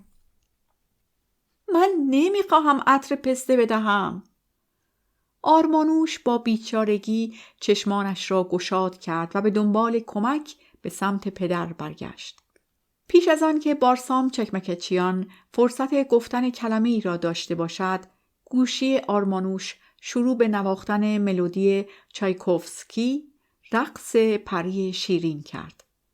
او با اخم نگاهی به صفحه کوچک تلفن انداخت. یک ناشناس. هر کسی می توانست باشد. حتی مدحت سینگر که زنگ زده بود تا قرار امشب را با بهانه‌ای موهوم به هم بزند. آرمانوش ایستاده بود و بهت زده به تلفنش نگاه می کرد. با بوق 4 گوشی را برداشت و آرزو کرد که مادرش نباشد. رفتارشان با تو خوب هست عزیزم؟ این اولین سوال بود. آرمانوش با لحنی بیحال زیر لبی گفت: بله مامان. دیگر عادت کرده بود. از کودکی هر بار پیش فامیل پدری بود، مادر طوری برخورد می کرد که انگار زندگیش در خطر است. تو که هنوز در خانه نیستی آمی. آرمانوش به این هم عادت داشت. از وقتی والدینش از هم جدا شدند، میان مادر و نام او یک نوع جدایی به خصوصی ایجاد شد. روز دیگر او را آرمانوش نمی نامید. باید اسم دخترش را عوض می کرد تا بتواند دوستش داشته باشد. تا به امروز آرمانوش از این تغییر نام در خانواده چکمکچیان حرفی به میان نیاورده بود. بعضی چیزها بهتر است راز باقی بمانند. فقط او بار زیادی از این رازها را به دوش داشت. مادر همچنان پافشاری می کرد. چرا جواب نمی دهی؟ مگر نمی خواستی امشب بروی بیرون؟ آرمانوش تردید داشت. می دانست که همه دارند به گفتگویشان گوش می کنند. بله مامان. تنها حرفی بود که پس از یک مکث ناجور از دهانش خارج شد. تصمیمت که عوض نشده. نه مامان. چرا شمارت رو مخفی کرده ای؟ دلایل خودم را داشتم. مثل همه مادرها. تو معمولاً وقتی شماره مرا میبینی گوشی را بر نمیداری. صدای مادر یک لحظه شکست. ولی دوباره با انرژی تازه ادامه داد. خانواده با متن آشنا می شود؟ بله مادر. این کار را نکن. بزرگترین اشتباه زندگیت خواهد بود. به شدت وحشت زده‌اش می کنند. اوه عمه هایت. تو نمی شناسیشان. دختر خوبی هستی و پلیدی را نمی شناسی. با سؤالها و بازجویی‌هایشان پسر بیچاره را می ترسانند. آرمانوش جوابی نداد. صدای خشخش عجیبی به گوش رسید و احساس کرد مادرش همانطور که توپخانه‌اش را به کار انداخته دارد موهایش را هم شانه می کند. روز دوباره پرسید: چرا حرفی نمی زنی عزیزم؟ یعنی همه آنجا هستند؟ حالا خشخش تبدیل به صدای خفه‌ای شده بود که دیگر به نظر آرمانوش مثل شانه کردن نبود. بیشتر شبیه افتادن بی صدای یک چیز نرم درون مایع بود، یا دقیق‌تر افتادن یک قاشق بزرگ خمیر پنکیک درون روغن داغ. آخ، اصلاً چرا میپرسم؟ معلوم است که همه‌شان آنجا جمع شدن. میتوانم شرط ببندم که هنوز از من متنفرند. اینطور نیست؟ آرمانوش جوابی نداشت. روز را روبروی خود میدید که چطور در آن آشپزخانه تیره با کابینت‌های نارنجی رنگی که همیشه می‌خواست عوضشان کند ولی پول و وقت کافی برای آن پیدا نمی‌شد، ایستاده و موهایش را شل و ول با گیره‌ای بسته است. با یک دست تلفن و با دست دیگر پیاله خمیر را نگه داشته و چنان پنکیک ها را روی هم میچیند که انگار لشکری از بچه‌های گرسنه در انتظارند، ولی فقط برای اینکه همه اش را شب خودش بخورد. می توانست مصطفی ناپدریش را هم مجسم کند که پشت میز آشپزخانه نشسته، شیر کمچرب توی قهوه‌اش می ریزد و آریزونا دیلی استار را ورق می زند. بعد از پایان دانشگاه و ازدواج با روز، مصطفی شروع به کار در یک شرکت سنگبری و جاده سازی کرد. تا آنجا که آرمانوش به خاطر می آورد، دنیای صخره و سنگ را بیش از هر دنیای دیگری دوست داشت. آدم بدی نبود، شاید کمی خسته کننده به نظر می رسید. علاقه خاصی به چیزی نشان نمی داد. با اینکه خانواده‌اش در استانبول بودند، اصلاً سری هم به آنجا نمی زد. چند باری سعی کرد با او درباره سال 1915 و بلاهایی که ترک‌ها بر سر ارمنی‌ها آوردند حرف بزند. از این چیزها خبر ندارم. پاسخ مصطفی این بود و بعد هم برای اینکه به روشی ساده موضوع را عوض کند گفت: این دیگر تاریخ است و تو بهتر است که تاریخدان شوی. صدای روز دیگر به نظر عصبی می آمد. آمی، بالاخره با من حرف می زنی یا نه؟ من باید گوشی را بگذارم مامان، بعد دوباره به تو زنگ می زنم. از داخل تلفن دوباره صدایی آمد که می توانست افتادن یک پنکیک دیگر در داخل تابه باشد و یا حقحق مادر. آرمانوش امکان اولی را ترجیح داد. در کمال عصبانیت برگشت و سر میز نشست. قاشقش را برداشت و سعی کرد بدون آنکه نگاهش با کسی تلاقی کند لقمه ها را فرو بدهد. اما خوراکی که در بشقابش بود آن چیزی نبود که انتظارش را داشت. فقط بعد از چند قاشق متوجه اشتباهش شد و با ناراحتی گفت: چرا دارم گوشت بره میخورم؟ عمه وارسنیک هم با همان ناراحتی و در حالی که با وحشت به او خیره شده بود، انگار موجود ناشناسی باشد، گفت: من هم نمیدانم عزیزم. گفتم شاید دلت بخواهد امتحان کنی. به همین دلیل چند تایی گذاشتم گوشه بشقابت. از قرار دوست داشتی. آرمانوش دیگر داشت اشکش در می آمد. اجازه خواست که میز را ترک کند و دوید به سمت حمام تا دندانهایش را بشورد و در دل به این قرار ملاقات احمقانه لعنت فرستاد.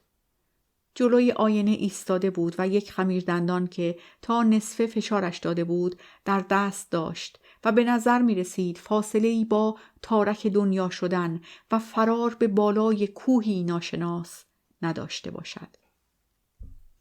واقعاً خمیردندان کلگیت در برابر گوشت بره کذایی چه کاری از دستش برمی آمد؟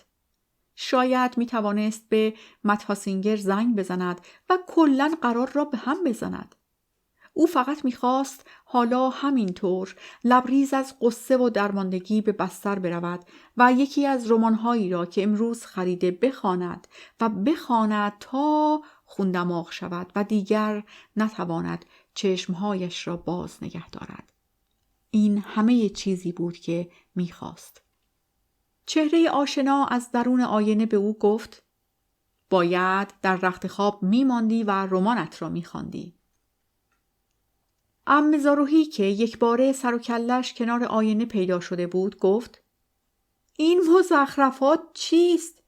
تو یک خانم جوان و زیبا هستی که ارزش بهترین مرد دنیا را داری.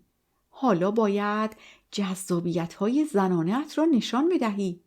کمی ماتیک بزن دختر خانم. همین کار را هم کرد.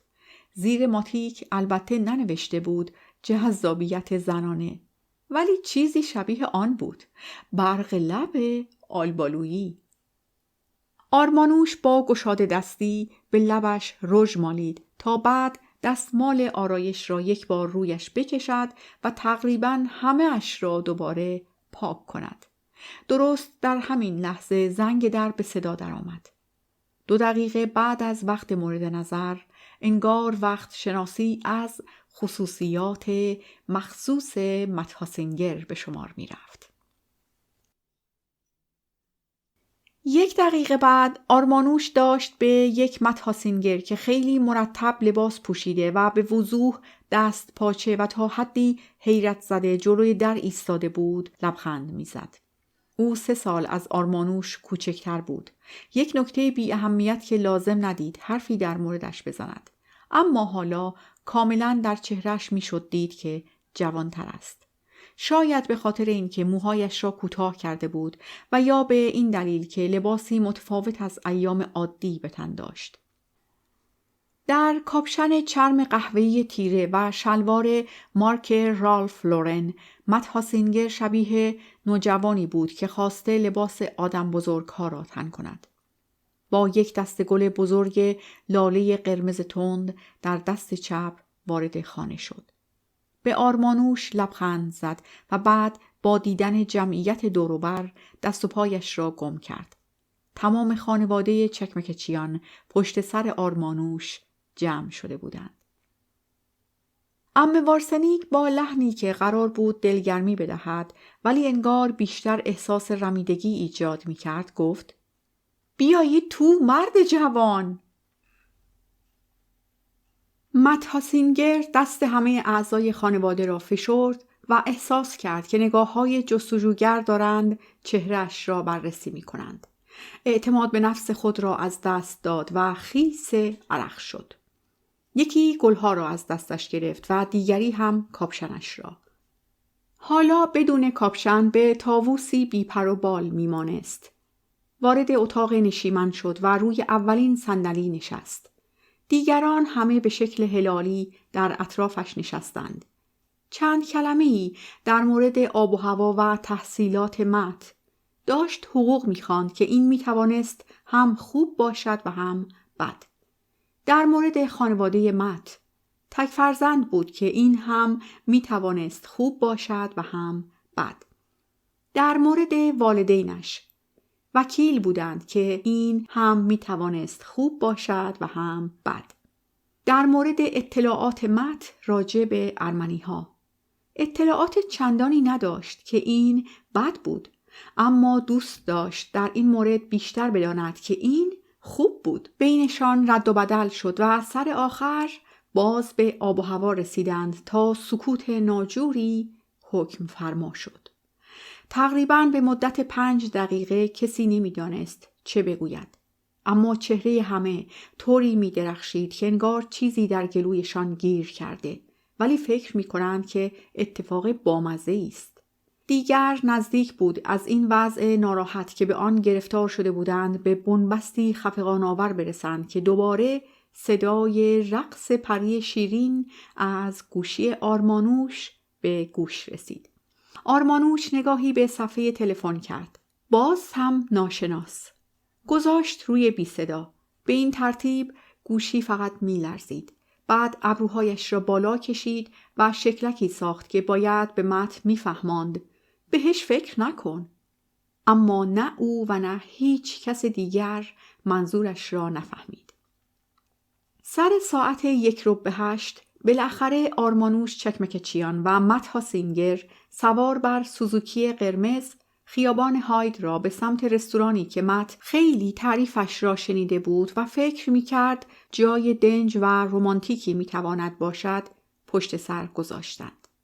امیدوارم از غذای ترکیبی شرقی خوشت بیاید با رد پایی از آشپزخانه کارائیبیکی. مت که از حرف خودش میخندید ادامه داد: این رستوران را خیلی ها به من پیشنهاد کردند.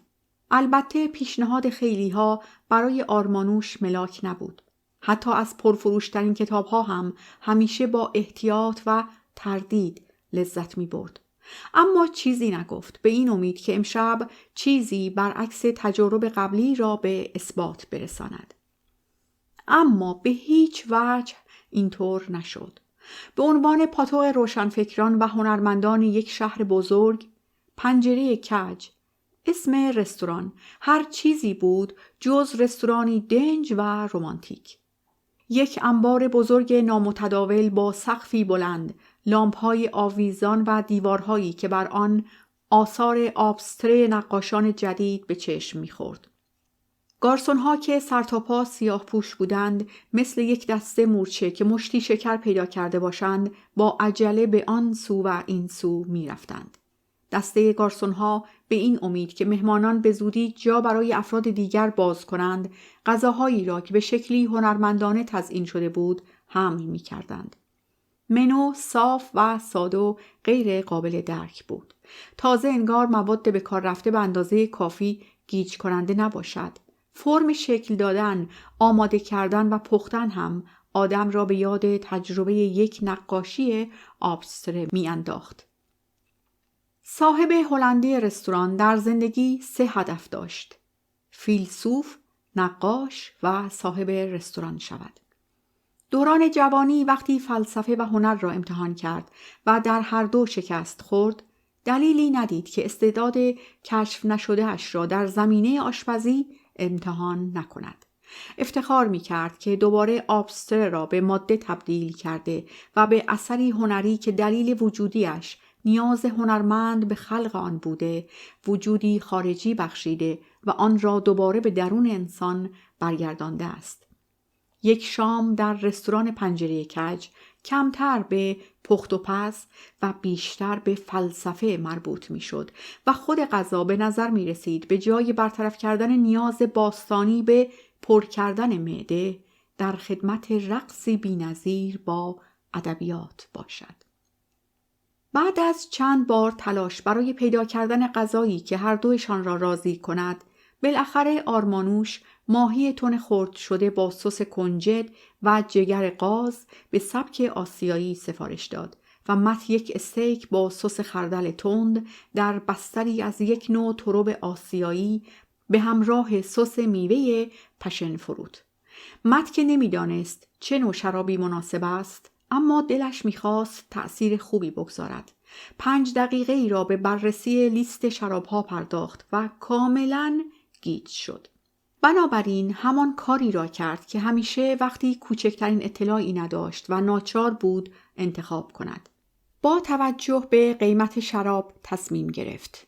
یک کابرنه سوونیون 1997 کاملا مناسب به نظر می رسید. به اندازه کافی گران بود، ولی در چارچوب بودجه‌اش می گنجید. پس از سفارش غذا سعی کردند در چهره گارسونی که از آنها پذیرایی می کرد بخوانند که انتخاب درستی کردند یا نه. اما درست مثل یک صفحه کاغذ سفید، چیزی جز ادب حرفهای دیگری ندیدند. کمی با هم حرف زدند. او درباره شغلی که می‌خواست به آن دست یابد و آرمانوش درباره دوران کودکی که دلش می‌خواست عوضش کند. او درباره برنامه‌های آینده و آرمانوش درباره رد پای گذشته. او درباره انتظاراتش از زندگی و آرمانوش درباره خاطرات خانوادگی و تازه می‌خواست به موضوعی جدید بپردازد که پری شیرین دوباره شروع به رقصیدن کرد. آرمانوش با عصبانیت نگاهی به صفحه تلفن انداخت. نمره آشنا نبود، اما آدم آن طرف خط را می‌شناخت. دکمه را فشار داد. آمی، کجا هستی؟ آرمانوش بهت زده و با لکنت گفت: ماما، تو چطور؟ این که شماره تلفن کس دیگری است. چون دارم از تلفن همراه خانم گرنلی زنگ میزنم. اگر به تلفن من جواب میدادی نیازی به این کارها نبود. آرمانوش بدون اینکه تغییر حالت بدهد مژه می‌زد و در همان حال دید که گارسون بشقابی با سایه روشن قرمز، بژ و سفید را جلویش می‌گذارد. در وسط سوسی که به نظر می‌رسد با قلممو قاطی شده، یک گلوله قرمز ماهی تن خام و زرده کمرنگ تخم مرغی به چشم می‌خورد. همه به شکل یک چهره غمگین بدون چشم. آرمانوش که هنوز با یک دست تلفن را به گوش چسبانده بود ولی دیگر توجهی به حرفهای مادر نمی کرد و در فکر بود که چطور می شود یک چهره را خورد. آمی، چرا جوابم را نمی دهی؟ من دیگر مادرت نیستم؟ نمی توانی لااقل نصف حق و حقوقی که برای خانواده چکمکچیان قائلی برای مادرت هم در نظر بگیری؟ آرمانوش گفت مامان، خواهش می کنم. چون به نظرش این سؤالی بود که میشد در پاسخش خواهش کرد که مطرح نشود. شانه‌هایش را طوری بالا کشید که انگار وزنش 2 برابر شده باشد. چرا گفتگو با مادر اینقدر دشوار بود؟ با یک عذرخواهی کوتاه و وعده صحبت به محض رسیدن، اول دکمه را فشار داد و بعد کل تلفن را خاموش کرد. نگاهی به مت کرد تا ببیند که گفتگو اثری بر او داشته یا نه، اما وقتی دید که سخت سرگرم بررسی بشقاب خود است، تصمیم گرفت به روی خود نیاورد. بشقاب مت مستطیل بود و نه گرد و خوراک داخل آن با خط کاملا صافی از خردل خامه‌ای از وسط نصف شده بود. چیزی که مت را تحت تأثیر قرار می‌داد نه طراحی و رنگ، بلکه نظم و ترتیب بی‌نقص بشقاب بود. آب دهانش را به سختی قورت داد. انگار از به هم زدن این نظم مستطیلی که مو لای درزش نمی‌رفت بترسد. شامشان کپی 2 تابلوی اکسپرسیونیستی بود. بشقاب آرمانوش بر پایه یکی از تابلوهای فرانسیسکو بورتی به نام The Blind Whore طراحی شده بود و بشقاب مت از یکی از تابلوهای مارک روتکو به نام Untitled الهام گرفته شده بود. هر دو آنچنان گرم تماشای بشقابشان بودند که صدای گارسون را که می‌پرسید همه چیز مطابق میلتان است نشنیدند. باقی شب خوب بود و نه چیزی بیش از آن. معلوم شد که غذا خوشمزه است و آن دو به سرعت به خوردن اثر هنری عادت کردند. آنقدر سریع که مت بدون هیچ مشکلی توانست تمشک‌های بی عیب و نقص را در تابلوی اپریل بلوز برینگ اثر پیتل کیچل خراب کند و آرمانوش 2 قاشقش را تا ته فرو کرد در پودینگ لرزانی که باید نشانگر تابلوی شیمرینگ سابستنس جکسون پولاکبی بود. اما گفتگویشان حتی به اندازه نصف غذا خوردن هم پیشرفت نداشت. نه اینکه آرمانوش از بودن با مت خوشش نیاید یا او دختر را آنچنان که باید و شاید جذاب نبیند. فقط می شود گفت چیزی این وسط به شکلی فاجعه بار کم بود. یک چیز که نمی شد گفت در کل قضیه کم است. بلکه بدون آن کل تبدیل به تکه پاره هایی منفصل می شد و از میان می رفت. شاید مشکل از شامی چنین فلسفی بود. در هر صورت برای آرمانوش روشن شد که مرزش کجاست. در هیچ شکلی نمی توانست عاشق مت هاسینگر شود. پس از اینکه نتیجه گیریش را کرد، دیگر از پرسش دست کشید و علاقه‌اش نسبت به پسر تبدیل به یک سمپاتی ساده شد. در راه بازگشت نگه داشتند و در حالی که هر دو در افکار خود فرو رفته بودند، کمی در بولوار کلمبوس قدم زدند. بعد که بادی وزید و بوی نمکین و تند دریا به مشام آرمانوش رسید، دید چقدر دلش می‌خواهد روی شنهای ساحلی باشد و بتواند دقیقاً از همین لحظه بگریزد. وقتی از کنار کتاب فروشی لایت سیتی گذشتند، نگاهش تصادفاً به یکی از کتاب‌های محبوبش افتاد. سنگ قبری برای بوریس داویدیچ که آنجا پشت ویترین بود. یک دفعه از زبانش در رفت: این کتاب را خوانده‌ای؟ دیوانه کننده است. و به محض شنیدن نی محکم مت شروع کرد به تعریف اولین داستان کتاب و پس از آن همه 7 قصه مجموعه. چون اعتقاد داشت برای فهم درست کتاب باید چیزی مثل یک نقشه از سرزمین صعب العبور ادبیات اروپای شرقی در دست داشت. 10 دقیقه‌ای هم برای این کار وقت گذاشت و به این ترتیب قول و قرار امروز صبحش را با مادر که حرفی از کتاب لااقل در این اولین ملاقات به زبان نیاورد شکست. دوباره در راشیان هیل که خانه مادر بزرگ شوشان در آن قرار داشت روبروی هم ایستاده بودند. هر دو می دانستند که شب به پایان رسیده و عزمشان بر این بود که آن را به تنها شکل ممکن که می شد فکرش را کرد حداقل به خوبی و خوشی تمام کنند. پس از این همه انتظار و خواب و خیال باید یک بوسه درست و حسابی می بود، ولی به جایش بوسه‌ای لطیف نشست. برای آرمانوش پر از دلسوزی و برای مت پر از تحسین و شگفتی، چون هر دو از چیزی که به آن شور و اشتیاق می گفتند فاصله زیادی داشتند. میدانی تمام شب می خواستم چیزی بگویم. مت طوری گفت که انگار می خواهد بار حقیقتی تلخ را که بر دوشش سنگینی می کند بیان کند. بویی خاص و باور نکردنی در تو هست. بویی غیر عادی و غریب. مثل چی؟ رنگ آرمانوش با تصور یک بشقاب گوشت بره که از آن بخار برمیخواست پرید. مت هاسینگر دست روی شانه‌اش گذاشت و زیر لب گفت پسته. بله، تو بوی پسته میدهی. 1 ربع مانده به ساعت 11 آرمانوش دست کلیدش را درآورد و وقتی که داشت چندین و چند قفل خانه مادر بزرگ شوشان را می‌گشود با نگرانی از خود پرسید که آیا هنوز هم کل خانواده در اتاق نشیمن جمع شدند یا نه. بساط چای و میوه و بحث سیاسی دایر است و همه در انتظار بازگشت او هستند. اما خانه تاریک و خالی بود. مادر بزرگ و پدر به رخت خواب رفته بودند و از دیگران خبری نبود. روی میز بشقابی با 2 سیب و 2 پرتقال به چشم می‌خورد. هر دو با دقت پوست گرفته شده و از قرار برای او در نظر گرفته شده بودند. آرمانوش 1 تکه سیب را که دیگر رنگش به قهوه‌ای می‌زد برداشت. حالا شجاعتش را از دست داده بود. در سکوت ترسناک شبانه نشسته بود و خسته و غصه‌دار سیبش را گاز می‌زد.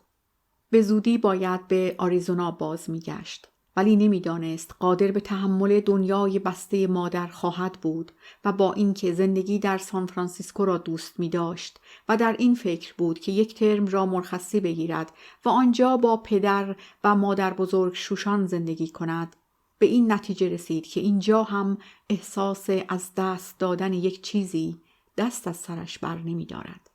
اینجا هم بخشی از هویتش را کم داشت که بدون آن نمی توانست زندگی مستقل خود را آغاز کند. گذراندن 1 شب بی جاذبه و کشش با مت هاسینگر فقط به این احساس قوت بخشید. حالا حس می کرد که عاقل‌تر شده و شرایط خود را بهتر ارزیابی می کند. ولی غمگین‌تر است. شاید این همان بهایی بود که باید برای شناخت می پرداخت. کفشش را به زیر پا پرت کرد. بشقاب میوه را برداشت و با عجله به اتاق خودش رفت. آنجا موهایش را دم اسبی بست. پیراهن فیروزه‌ای را از تن درآورد و پیژامای ابریشمی را که از محله چینی‌ها خریده بود به تن کرد. در اتاق را بست و فوراً کامپیوتر را روشن کرد. چند دقیقه‌ای طول کشید تا به تنها نقطه امن جهان دست پیدا کند که همیشه در چنین مواقعی به آن پناه می برد. کافه قسطنطنیه. کافه قسطنطنیه اتاق چت یا آنطور که اعضای گروه اسمش را گذاشته بودند، کافه سایبری اول توسط گروهی یونانی، یهودی و ارمنی‌های آمریکایی تشکیل شده بود که همه‌شان در عین حال که نیویورکی بودند نقطه مشترکی داشتند. همه نوادگان کسانی بودند که زمانی در استانبول زندگی می کردند. وبسایت با ملودی آشنا باز می شد که می خواند: استانبول زمانی قسطنطنیه بود. حالا استانبول است و دیگر قسطنطنیه نیست. با این ملودی نقشی از شهر در سایه روشن غروب و پوشیده در چادرهای رنگارنگ بنفش، زرد و مشکی پدیدار شد. در میانه صفحه علامتی بود که اگر می‌خواستی وارد شوی باید روی آن کلیک می‌کردی. کد ورودی را می‌دادی و کار ادامه پیدا می‌کرد. مثل بسیاری از کافه‌های حقیقی، در این کافه هم در تئوری به روی همه، ولی در عمل فقط به روی میهمانان همیشگی باز بود. نتیجه این که آن هسته اصلی با وجود آدم‌هایی که می آمدند و می رفتند همیشه ثابت می ماند. وقتی که پروسه ورود با موفقیت به انجام می رسید، تصویر رنگ می باخت و درست مثل پرده تئاتر در شروع نمایش از هم باز می شد. وقتی که وارد این کافه سایبری می شدی، صدای زنگ می آمد و همان ملودی در پس زمینه به گوش می رسید. بعد از آن که آرمانوش وارد شد، اول فکر کرد که به کدام حجره سر بزند. مجردهای ارمنی، مجردهای یونانی و ما همه مجرد هستیم و روی تری آنوش، حجره‌ای فقط برای اعضای روشنفکر گروه، کلیک کرد. آرمانوش این حجره را 10 ماه پیش کشف کرده و از آن وقت پای ثابت گروه شده بود. هر روز می آمد و در بحث‌ها شرکت می کرد. با اینکه بعضی‌ها در طی روز هم مطلب می‌گذاشتند، اما بحث‌های اصلی شب‌ها وقتی که شلوغی‌های روزمره آرام می‌گرفت به جریان می‌افتاد. آرمانوش دوست داشت این حجره را به شکل باری تاریک و آشنا که هر روز در مسیر خانه از کنارش می‌گذشت تصور کند. اینطور کافه قسطنطنیه پناهگاهی میشد که در آن او هم مثل همه میتوانست من واقعی و ابله و نادان را درست مثل یک بارانی خیس که در پاگرد آویزان میکنند دم در تحویل بدهد. حجره روشنفکری کافه قسطنطنیه 7 پای ثابت داشت، 5 ارمنی و 2 یونانی. آنها همدیگر را نمی شناختند و نیازی هم به این کار احساس نمی کردند. همه‌شان از شهرهای مختلفی می آمدند، شغلها و شرایط متفاوتی داشتند. اسمهای مستعار هم انتخاب کرده بودند. نام آرمانوش خانم روح من در تبعید بود. این نام را به یاد زابل یساسان انتخاب کرده بود. تنها رمان نویسی که ترک‌های جوان در سال 1915 در لیست مرگ قرار دادند. زابل شخصیتی استثنایی داشت. در قسطنطنیه یا همان استانبول متولد شده و بیشتر عمرش را در تبعید گذرانده بود. زندگی پرماجرایی به عنوان یک روزنامه‌نگار و نویسنده داشت. آرمانوش عکسی از او را روی میز مطالعه‌اش گذاشته بود که در آن زابل از زیر لبه کلاهش با دقت به نقطه‌ای خارج از قاب خیره شده بود. باقی افراد گروه هم هر کدام برای انتخاب اسم مستعارشان دلیلی داشتند. هر هفته موردی به بحث گذاشته میشد، با اینکه موضوعات بسیار همه جانبه بودند، اما همه‌شان کم یا زیاد به تاریخ و فرهنگ مشترکشان باز میگشت و در این اشتراک معمولاً پای دشمنی مشترک به چشم میخورد. ترک ها. هیچ چیز سریعتر و قویتر، حالا شاید خیلی گذرا و ناپایدار، از یک دشمن مشترک نمیتواند آدمها را به هم نزدیک کند. موضوع این هفته جاننثاران یا همان ینیچری بود. آرمانوش وقتی که با عجله چند مطلب را نگاه کرد، با خوشحالی دید که بارون باغداساریان هم آنلاین است. در این مورد او چیز زیادی نمی‌دانست. فقط این نکته که او هم مثل خودش از نوادگان نجات یافتگان است، برعکس او پر از خشم و کینه است و گاهی تبدیل به آدمی بسیار جوشی و منتقد می‌شد. در طی 2 ماه گذشته آرمانوش بدون آنکه بداند و علیرغم نامشخص بودن دنیای مجازی و شاید هم به همین دلیل یک جور احساس نزدیکی با او پیدا کرده بود. روزهایی که اظهار نظر و یا پستی از او نمیدید چیزی انگار کم داشت. حالا اسم این احساس چه دوستی باشد، چه محبت و یا فقط کنجکاوی، آرمانوش این را می دانست که هر چه هست 2 طرف است. آدم‌هایی که گمان می‌کنند حکومت عثمانی‌ها عادلانه بوده، پارادوکس این جان‌نثاران را نمی‌شناسند. جان‌نثاران گروگان‌های دولت عثمانی بودند، بچه‌های مسیحی که با وعده پیشرفت وادار به تحقیر اجداد خود می شدند و باید گذشتهشان را از یاد می بردند. همین پارادوکس امروز هم در رابطه با اقلیت‌ها کاربرد خودش را مثل گذشته دارد. تو فرزند تبعیدی. باید همیشه این سؤال بنیادی را از خود بپرسی. چه برخوردی در رابطه با این تضاد خواهی داشت؟ آیا حاضری در نقش همان جان‌نثاران ظاهر شوی؟ مردم خودت را برای بستن پیمان دوستی با ترک‌ها و دشمنت ترک می‌کنی؟ اجازه می‌دهی که گذشته را تحریف کنند، رنگ‌های شاد و زیبا رویش بپاشند و آخرش هم بگویند که حالا همه باید به جلو نگاه کنیم؟ آرمانوش بدون آنکه نگاهش را از روی مانیتور بردارد، گازی به سیبش زد و با بیقراری جوید. تا به حال مردی اینطور توجهش را جلب نکرده بود. البته اگر پدر را در نظر نمی گرفت که او هم مقوله دیگری بود. بارون باغداساریان چیزی در خود داشت که هم او را جذب می کرد و هم به وحشت می انداخت. آرمانوش از او و یا حرفهایی که بی پرده بر زبان می آورد نمی ترسید. وحشت او البته اگر بشود اسمش را وحشت گذاشت بیشتر از خودش بود. حرفهای بارون داشتند آن یکی آرمانوش را از پوسته خود بیرون می آوردند.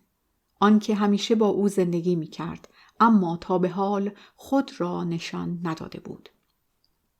یک موجود ناشناس در خوابی طولانی و عمیق. این بارون باغداساریان داشت با نیزه کلمات آنقدر به او میزد تا با نعره‌ای بلند از خواب برخیزد و از دنیای سایه ها به دنیای نور قدم بگذارد. آرمانوش همچنان با این افکار مشغول بود تا به مطلبی طولانی از لیدی پاکوکسیرامارک برخورد کرد. یک متخصص شراب که برای شراب فروشی های کالیفرنیا کار میکرد و به همین دلیل مرتب در راه ایروان بود و مقایسه های جالب و بامزه‌ای میان آمریکا و ارمنستان میکرد. امروز مطلبی نوشته بود که با آن میشد درصد ارمنی بودن فرد را تشخیص داد. در دوران بچگی پتوی دستباف به سرت کشیده‌ای و یا در دوران مدرسه ژاکت دستباف به تن داشتی؟ تا سن 6 و یا 7 سالگی هر بار در روز تولدت یک کتاب الفبای ارمنی هدیه گرفته‌ای؟ در خانه، گاراژ و یا دفتر کارت عکسی از کوه آرارات به دیوار کوبیده شده؟ عادت داری که به ارمنی دوستت داشته باشند و نازت را بکشند؟ به انگلیسی دعوا و تنبیهت کنند و هر وقت خواستند از تو دوری کنند زبانشان ترکی باشد؟ به مهمانانت چیپس را با hummus و بیسکویت برنجی را با سس بادمجان تعارف می کنی؟ به مزه گوشت بره، بوی سوشوک، همان سوسیس تند و سیردار و خوردن باسترما عادت داری؟ با شنیدن هر خبر بی اهمیتی یک دفعه از کوره در می روی، اما وقتی مشکلی پیچیده و بزرگ پیش می آید آرامش خودت را حفظ می کنی؟ دماغت را عمل کرده ای یا برنامه عمل کردنش را داری؟ در یخچالت یک شیشه نوتلا و در انباریت یک تخت نرد پیدا می شود؟ در اتاق نشیمنت فرشی است که خیلی دوستش داری؟ وقتی که با آهنگ لرکه لرکه می رقصی ناخودآگاه اندوهگین می شوی در حالی که نه ملودی غمگین است و نه ترانه را می‌فهمی. به طور معمول بعد از شام برای خوردن میوه دور هم می‌نشینید و پدرت برایت پرتقال پوست می‌کند. حالا هر چند سال که داشته باشی، خویشاوندانت سر میز غذا تا می‌توانند غذا توی حلقت می‌کنند و به سیر شدم‌هایت کوچکترین توجهی نمی‌شود؟ نوای نی را که میشنوی پشتت عرق میکند و هر بار از خود میپرسی این ساز که از چوب درخت زردآلو ساخته شده چرا طنینی این چنین غم‌انگیز دارد؟ ته قلبت احساس میکنی که هیچ وقت در رابطه با گذشته از همه چیز مطلع نخواهی شد؟ پس از آن که آرمانوش همه سوالها را با بله پاسخ داد، به پایین صفحه رفت تا نتیجه تست را ببیند. 0 تا 3 امتیاز. متاسفم رفیق، تو باید یک بیگانه باشی. 4 تا 8 امتیاز. یک بیگانه آشنا هستی. به احتمال زیاد با یک ارمنی ازدواج کرده ای. 9 تا 12 امتیاز.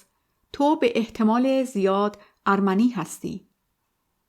13 تا 15 امتیاز. جای شک و تردید نیست. تو به ارمنی بودن خود افتخار می کنی. آرمانوش به صفحه مانیتور لبخند زد و در این لحظه آن چیزی را که همیشه می دانست دستگیرش شد. مثل این بود که کسی در گوشه پنهان مغزش دری مخفی را گشوده باشد و پیش از آن که عقل بتواند افکاری را که سرازیر شده بودند کنترل کند، امواج پاسخهای شخصی از سرش گذشتند. باید به آنجا می رفت. این همان بود که به شدت نیاز داشت. یک سفر به ارمنستان. به دلیل کودکی دوپاره‌اش هیچ وقت در شرایطی نبود که بتواند تداوم و پیوستگی را احساس کند و هویتی از آن خود داشته باشد. باید به گذشته سفر می کرد تا بتواند زندگی را آنطور که به او تعلق داشت آغاز کند. وقتی دامنه تصمیمی که گرفته بود آهسته آهسته برایش روشن شد، انگیزه نوشتن مطلب را هم پیدا کرد. ظاهراً برای همه، ولی در اصل برای بارون باغداساریان. پارادوکس جاننثاران به معنای پاره شدن در میان دو حالت متضاد بودن است.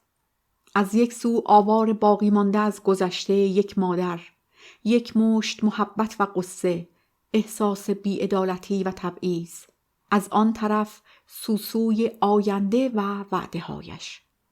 پناهگاهی که موفقیت زینت بخش آن است و امنیت که تا به حال هیچ وقت آنطور تجربهش نکرده ای. آرامشی که آدم وقتی جزو اکثریت باشد و بداند که بالاخره او هم نرمال تلقی می شود به او دست می دهد. سلام خانم روح من در تبعید. خوشحالم که دوباره در جمع ما هستی. چه خوب که شاعر وجودت را با ما قسمت می کنی. این بارون باغداساریان بود. آرمانوش نتوانست جمله آخر را تکرار نکند. چه خوب که شاعر درونت را با ما قسمت می کنی. رشته کار از دستش خارج شد، ولی فقط برای لحظاتی کوتاه. من اعتقاد دارم که به خوبی می توانم پارادوکس جاننثاران را درک کنم.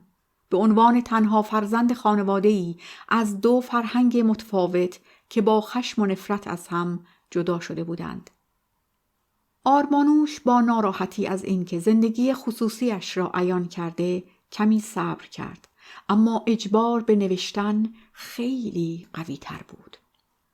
به عنوان تنها دختر یک پدر ارمنی که خود بازمانده کشتار بود و مادری از الیزابت تاون کنتاکی می دانم که میان دو طرف متضاد گیر کردن چه معنایی دارد.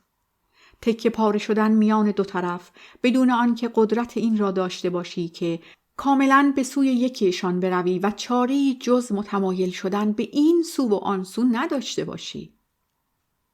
تا به حال اینقدر خصوصی و اینقدر روشن چیزی برای افراد گروه ننوشته بود. آرمانوش قلبش به تندی میزد. نفس عمیقی کشید. حالا بارون باغداساریان در موردش چطور فکر میکرد و آیا آنچه در سر داشت مینوشت؟ باید دشوار باشد. برای بسیاری از ارمنی‌های آواره، هایدات تنها لنگر روانی است که می‌توانند در آن هویتشان را حفظ کنند.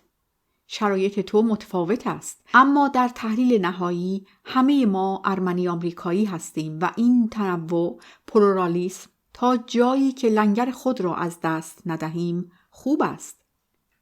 این همان همزیستی حقیرانه بود. زنی خانه‌دار که با صاحب یک نشریه معروف ادبی در منطقه خلیج ازدواج کرده بود و زندگی بدی را با او می‌گذراند. آرمانوش نوشت: تنوع به این معناست که بیش از یک نفر باشیم.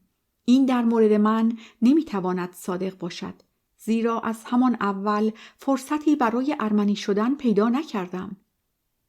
آرمانوش نوشت و احساس کرد که در دو قدمی اعتراف قرار دارد. من باید هویتم را پیدا کنم. می‌دانید در نهان به چه چیز فکر می‌کنم؟ می‌خواهم خانه قدیمیمان را در ترکیه ببینم. مادر بزرگ همیشه درباره این خانه فوق‌العاده در استانبول حرف می‌زند. من به آنجا خواهم رفت تا با چشم خودم ببینم.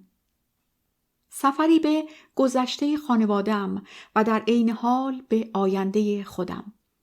اگر گذشته‌ام را کشف نکنم، پارادوکس جان‌نثاران مرا راحت نخواهد گذاشت. صبر کن، صبر کن. لیدی پاکوکسیراماک با دست پاچگی نوشت: واقعاً چه فکر کرده ای؟ می‌خواهی تک و تنها به ترکیه پرواز کنی؟ عقلت را از دست داده ای؟ یک راهی برایش پیدا می‌کنم. زیاد کار سختی نیست. و چه راهی؟ خانم روح من در تبعید. لیدی پاکوکسیراماک پافشاری کرد: گمان می‌کنی با اسمی که در پاسپورتت نوشته تا کجا خواهی رفت؟ میگویم چرا همینطور مستقیم به مرکز پلیس استانبول نروی و خودت را معرفی نکنی؟ این را یک دانشجوی انستیتوی شرقشناسی که خود را آنتی شاورما معرفی کرده بود گفت. آرمانوش احساس کرد که لحظه مناسب برای فاش کردن حقیقتی بنیادی در زندگیش رسیده. پیدا کردن راه مناسب برای من نباید چندان دشوار باشد. آخر مادر من الان دارد با یک مرد ترک زندگی می کند. پس از آن سکوتی نگران کننده برقرار شد. برای 1 دقیقه هیچ کس چیزی ننوشت و به این ترتیب آرمانوش به نوشتن ادامه داد. نام او مصطفی است و به عنوان زمینشناس در یک شرکت آریزونایی کار می کند. مرد مهربانی است و کوچکترین علاقه‌ای به تاریخ نشان نمی دهد و از حدود 20 سال پیش که به آمریکا آمده دیگر هیچ وقت به خانه‌اش باز نگشته. خانواده‌اش را به مراسم ازدواج دعوت نکرده. یک چیزی این وسط اشکال دارد، اما من نمیدانم چیست. او دربارش حرف نمیزند. فقط میدانم که خانواده بزرگی در استانبول دارد و وقتی یک بار از او پرسیدم که چطور آدمهایی هستند، پاسخ داد: آخ، آدمهای معمولی مثل من و تو. به نظر نمی رسد با احساس ترین مرد روی زمین باشد. البته اگر اصلا مردها احساسات را بشناسند.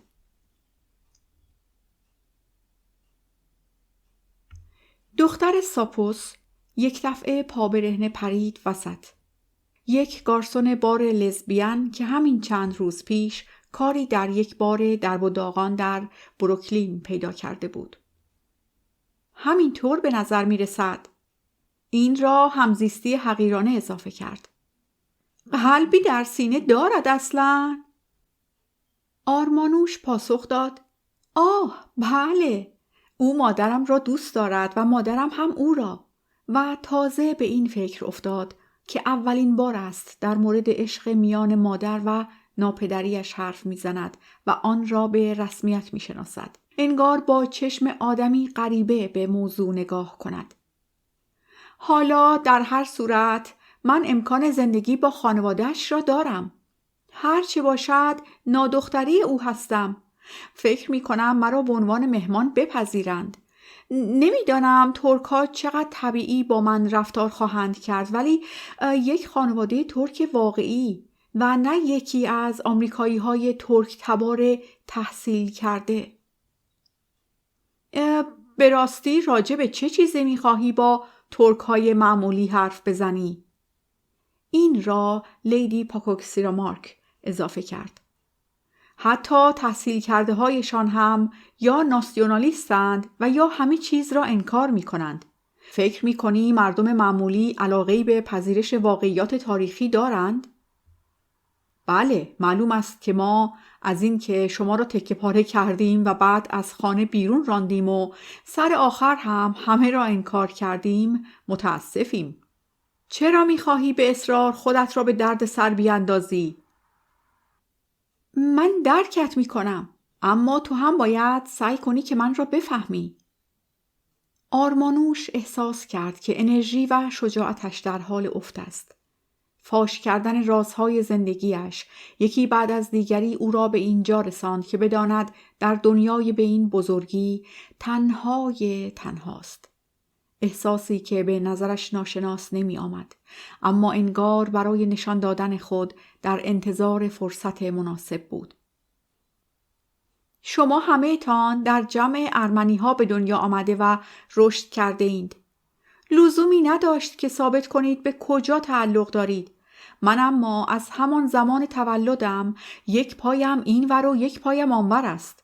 مرتباً میان خانواده‌های ارمنی که مغرور است و در این حال درگیری شدید با گذشته و مادری در حد هیستری ضد ارمنی در رفت و آمدم.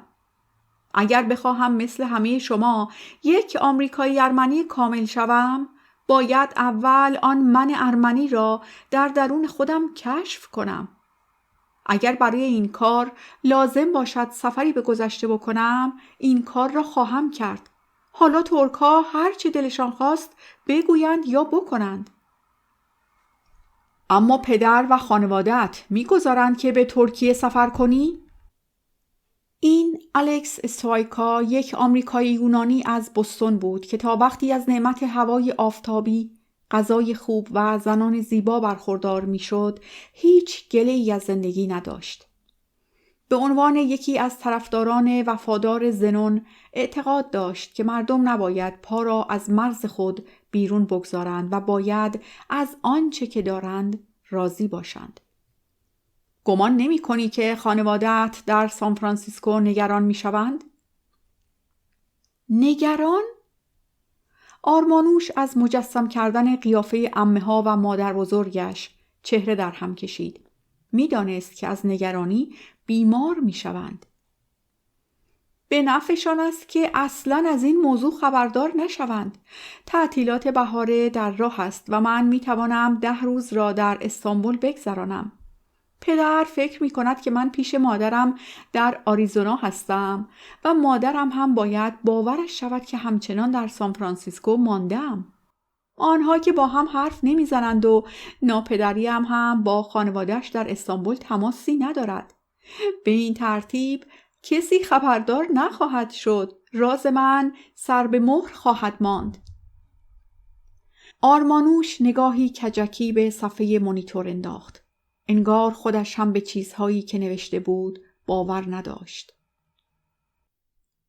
اگر من مثل همیشه روزانه به مادرم زنگ بزنم و هر 2-3 روز یه بار هم به پدرم، می توانم همه چیز را تحت کنترل داشته باشم. چه برنامه جالبی! لیدی پاکوکسیرامارک پیشنهاد داد که وقتی که به استانبول رسیدی می توانی روزانه به افراد کافه گزارش بدهی.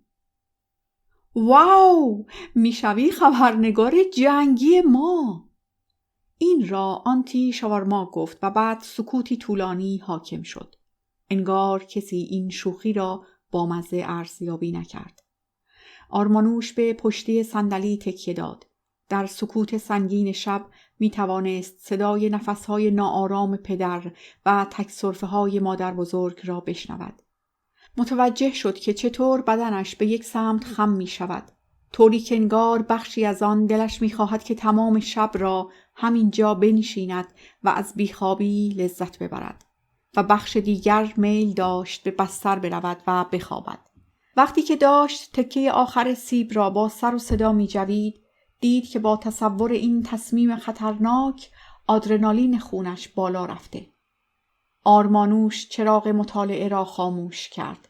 حالا فقط از مانیتور نوری کدر به چشم می‌خورد. درست در لحظه‌ای که می‌خواست کافه قسطنطنیه را ترک کند، جمله‌ای روی صفحه ظاهر شد. هر جا که سفر تو را با خود برد، خانم روح من در تبعید، خواهش می‌کنم مراقب خودت باش و نگذار که ترک‌ها اذیتت کنند.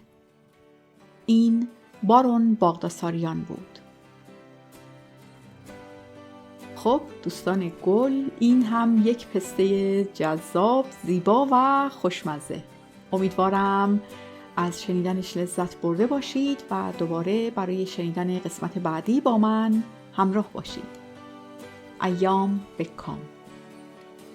رادیو شبانه جایی است برای شنیدن صدای همه شما.